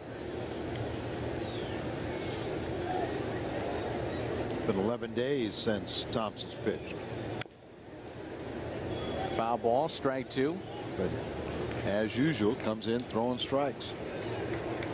See, now look at that. Scott Rowland, ground ball, veteran move, gets it right back to Brad Thompson. So ball that actually hit the dirt or was hit by a bat stays in the game. A rarity, Al. Seen it a couple times this game.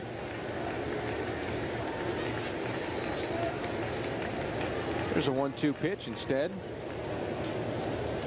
A look at the runners. 1-2 the count on Biggio. Cardinals will have Eckstein, Edmonds, and Pujols coming up. Houston has fought back in this game. Never led until this inning.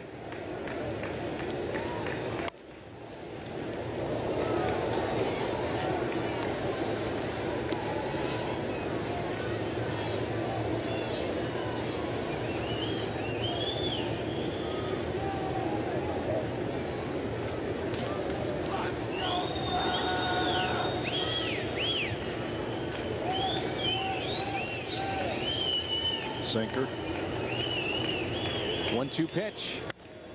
Grounded to short. Eckstein flips to second. We head to the bottom of the 13th. Cardinals will have to come from behind tonight. Top of the order due up. It's 3-2 Houston. Mike Lamb, a big night with 2 RBIs, and he has made it a 3-2 Houston lead in the bottom of the 13th. Top of the order for St. Louis.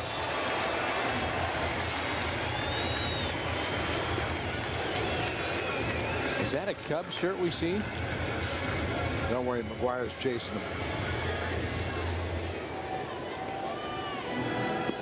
He's not going to win any popularity contest here in St. Louis.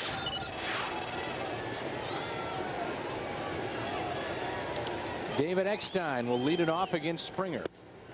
His second inning of work. First pitch of ball. And again, the third baseman and the first baseman are literally 2 steps away from the bag. I mean, don't let that double get there.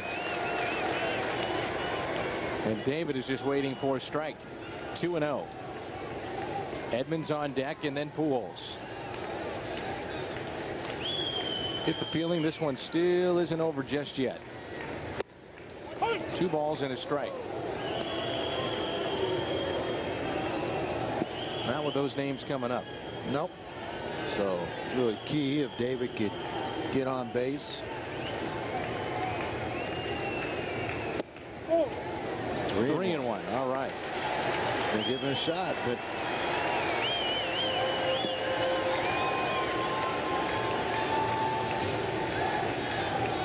Merriweather's strike zone's been a little iffy.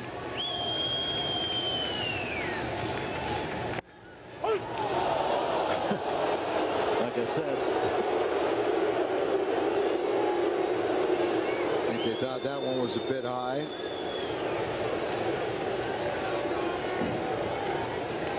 And the count runs to 3 balls and 2 strikes on David Eckstein. And he may have chased a ball there. Forced to. It's too close. David is 0 for 3 tonight.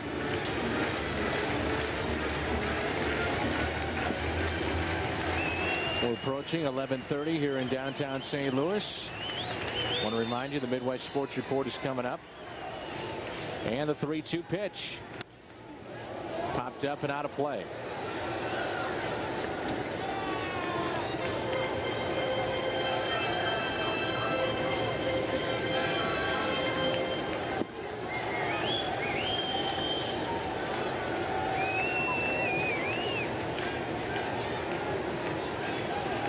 Fastball out of way.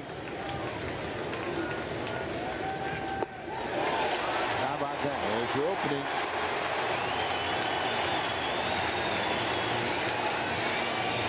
And with Edmonds and Pujols coming up, boy, you got to just kick yourself. They've got Burns getting loose in the bullpen. Edmonds will dig in. Jimmy is 1 for 5 in the ball game tonight with a double all the way back in the first off of Andy Pettit. He started this game, you might remember, along with Mark Mulder of St. Louis. Edmonds represents the winning run. They've got the third baseman playing in, not cheating in, anticipating a possible bunt from Edmonds. They hold the runner at first. Outfield is deep. All right, let me ask you this. You take the bat out of Pujols' hands. Would you do that? Absolutely not.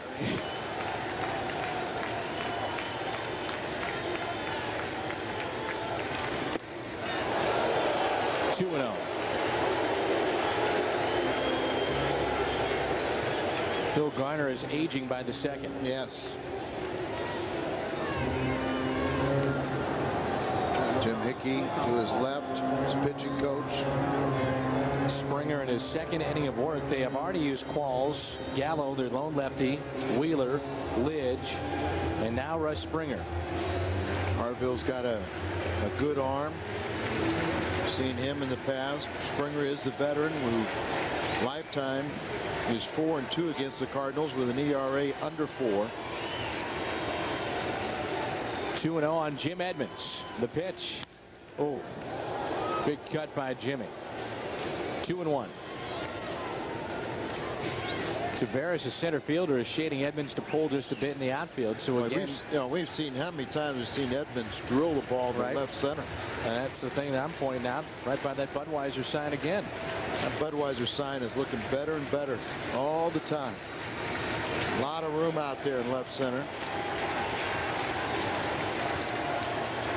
Diving back safely, David Eckstein. Still got a nice sized crowd that's trying to hang in there. Eckstein, the runner at first. He represents the tying run. The winning run is at the plate. We're in the 13th inning. 3-2 Houston. They've out-hit the Cardinals 12-7. A count of 2 balls and 1 strike on the Cardinals center fielder. Pujols on deck. The pitch. 2-2.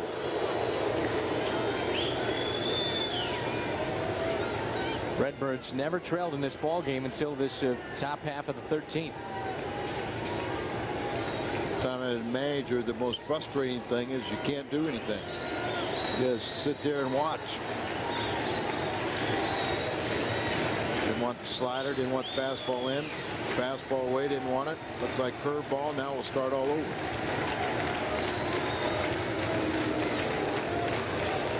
Pujols just waiting on deck. Edmonds would love to end it right here. Probably some move to first base.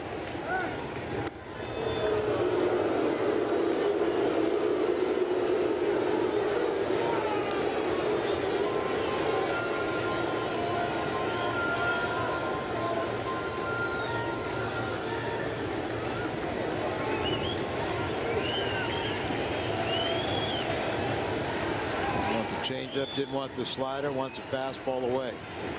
You ready, Jim? 2-2. He was on it, fouled it back. Missed his location.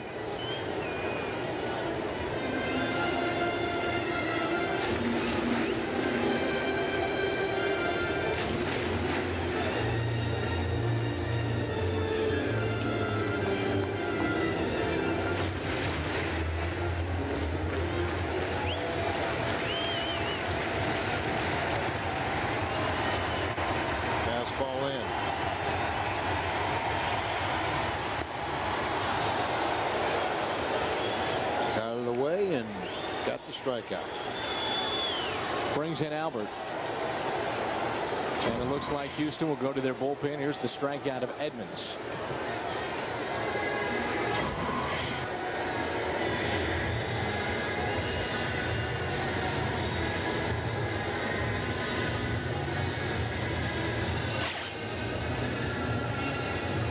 That's going to be it for Springer. We step aside. 3-2 in the bottom of the 13th. Pujols coming up representing the winning run. Ginny Andrews filling in for our buddy Doug Stanton tells us that Albert Pujols against Chad Hardville is 1 for 5, and against Springer he was 4 for 7 with a home run. On the home run, so you could see why they made this change, and Albert will have a chance. How many times you're in the 13th inning and Albert is hitless in a game? So one swing of the bat, make everyone forget about that. Is lined out to third base. That was probably the hardest hit ball he had tonight. He's 0 for 4. First pitch to him. Curveball and a strike. And Osmus, I don't know if he was crossed up or not, but one pitch, it was a breaking ball and a good one, and Osmus went out and had a little talk. Harville's got a good arm, right? He came over from Oakland. Part of the Octavio Ditel deal. No, he was had that little right-hander that they gave up on. Kind of both organizations kind of changed mind. He's a guy that started a couple times against us. 0-1 pitch coming to Pujols. Inside, and it's 1 ball, 1 strike. Played golf with him one day. That so narrows it memorable. down. So memorable. What a great round he must have had. With Gene Lamont. No, he hit the ball a ton. I'll think of his name in a second. Check on the runner at first again. That's Eckstein. He's the tying run. The man right there is the winning run. Albert Pujols. 1 ball, 1 strike. It's 3-2 Houston here in the 13th.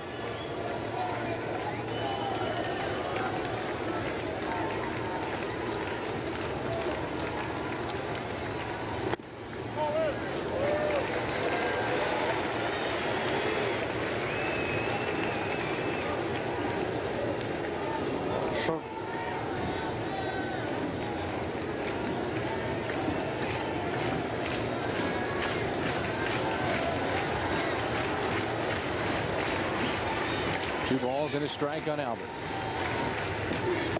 Ooh.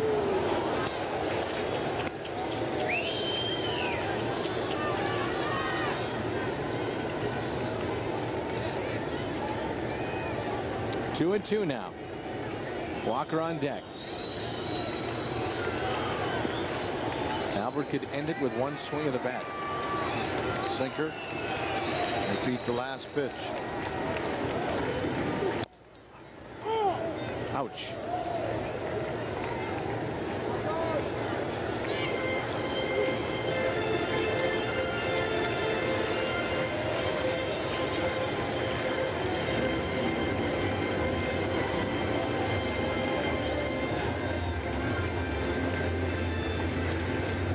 Outfielders are near the warning track out there. Nothing over their heads that stays in the park.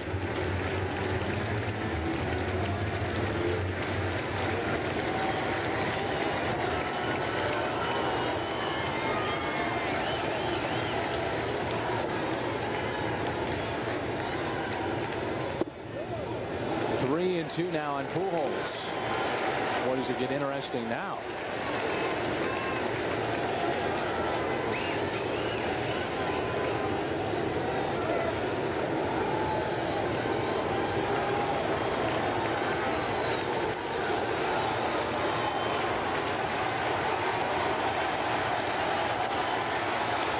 Crowd on their feet, the 3-2. Albert in the deep left field. Did he get enough?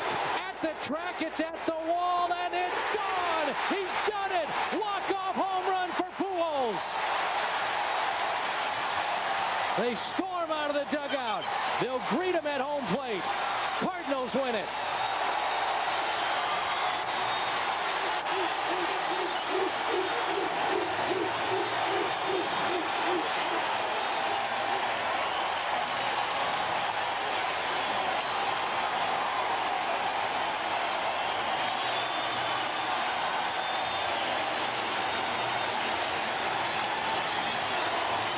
4-3 your final.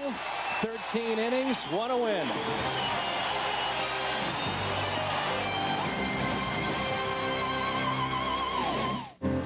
Could be the play of the game, brought to you by Bud Light. Albert Pujols with home run number 23. Just got enough to ride it out of here. Brad Thompson picks up his first major league win. Pujols had to wait and see if that ball was caught. It just cleared the wall. A 2-run shot. Harville takes the loss. He's 0-1. Thompson 1-0. The Cardinals 8 hits on the night, and 8 is just enough. 4-3 the final, Al. It's brilliant. You knew the 100th home run for the Cardinals this season was going to be a walk-off, and there it was. And you could see Taveras really just missed it. It was supposed to be a sinker inside. It was middle half in, and it's a dangerous pitch late in a ball game. That's your Bud Light play of the game. 4-3 the final. Midwest Sports Report coming up. Albert Pujols will be Jim's guest in just a moment.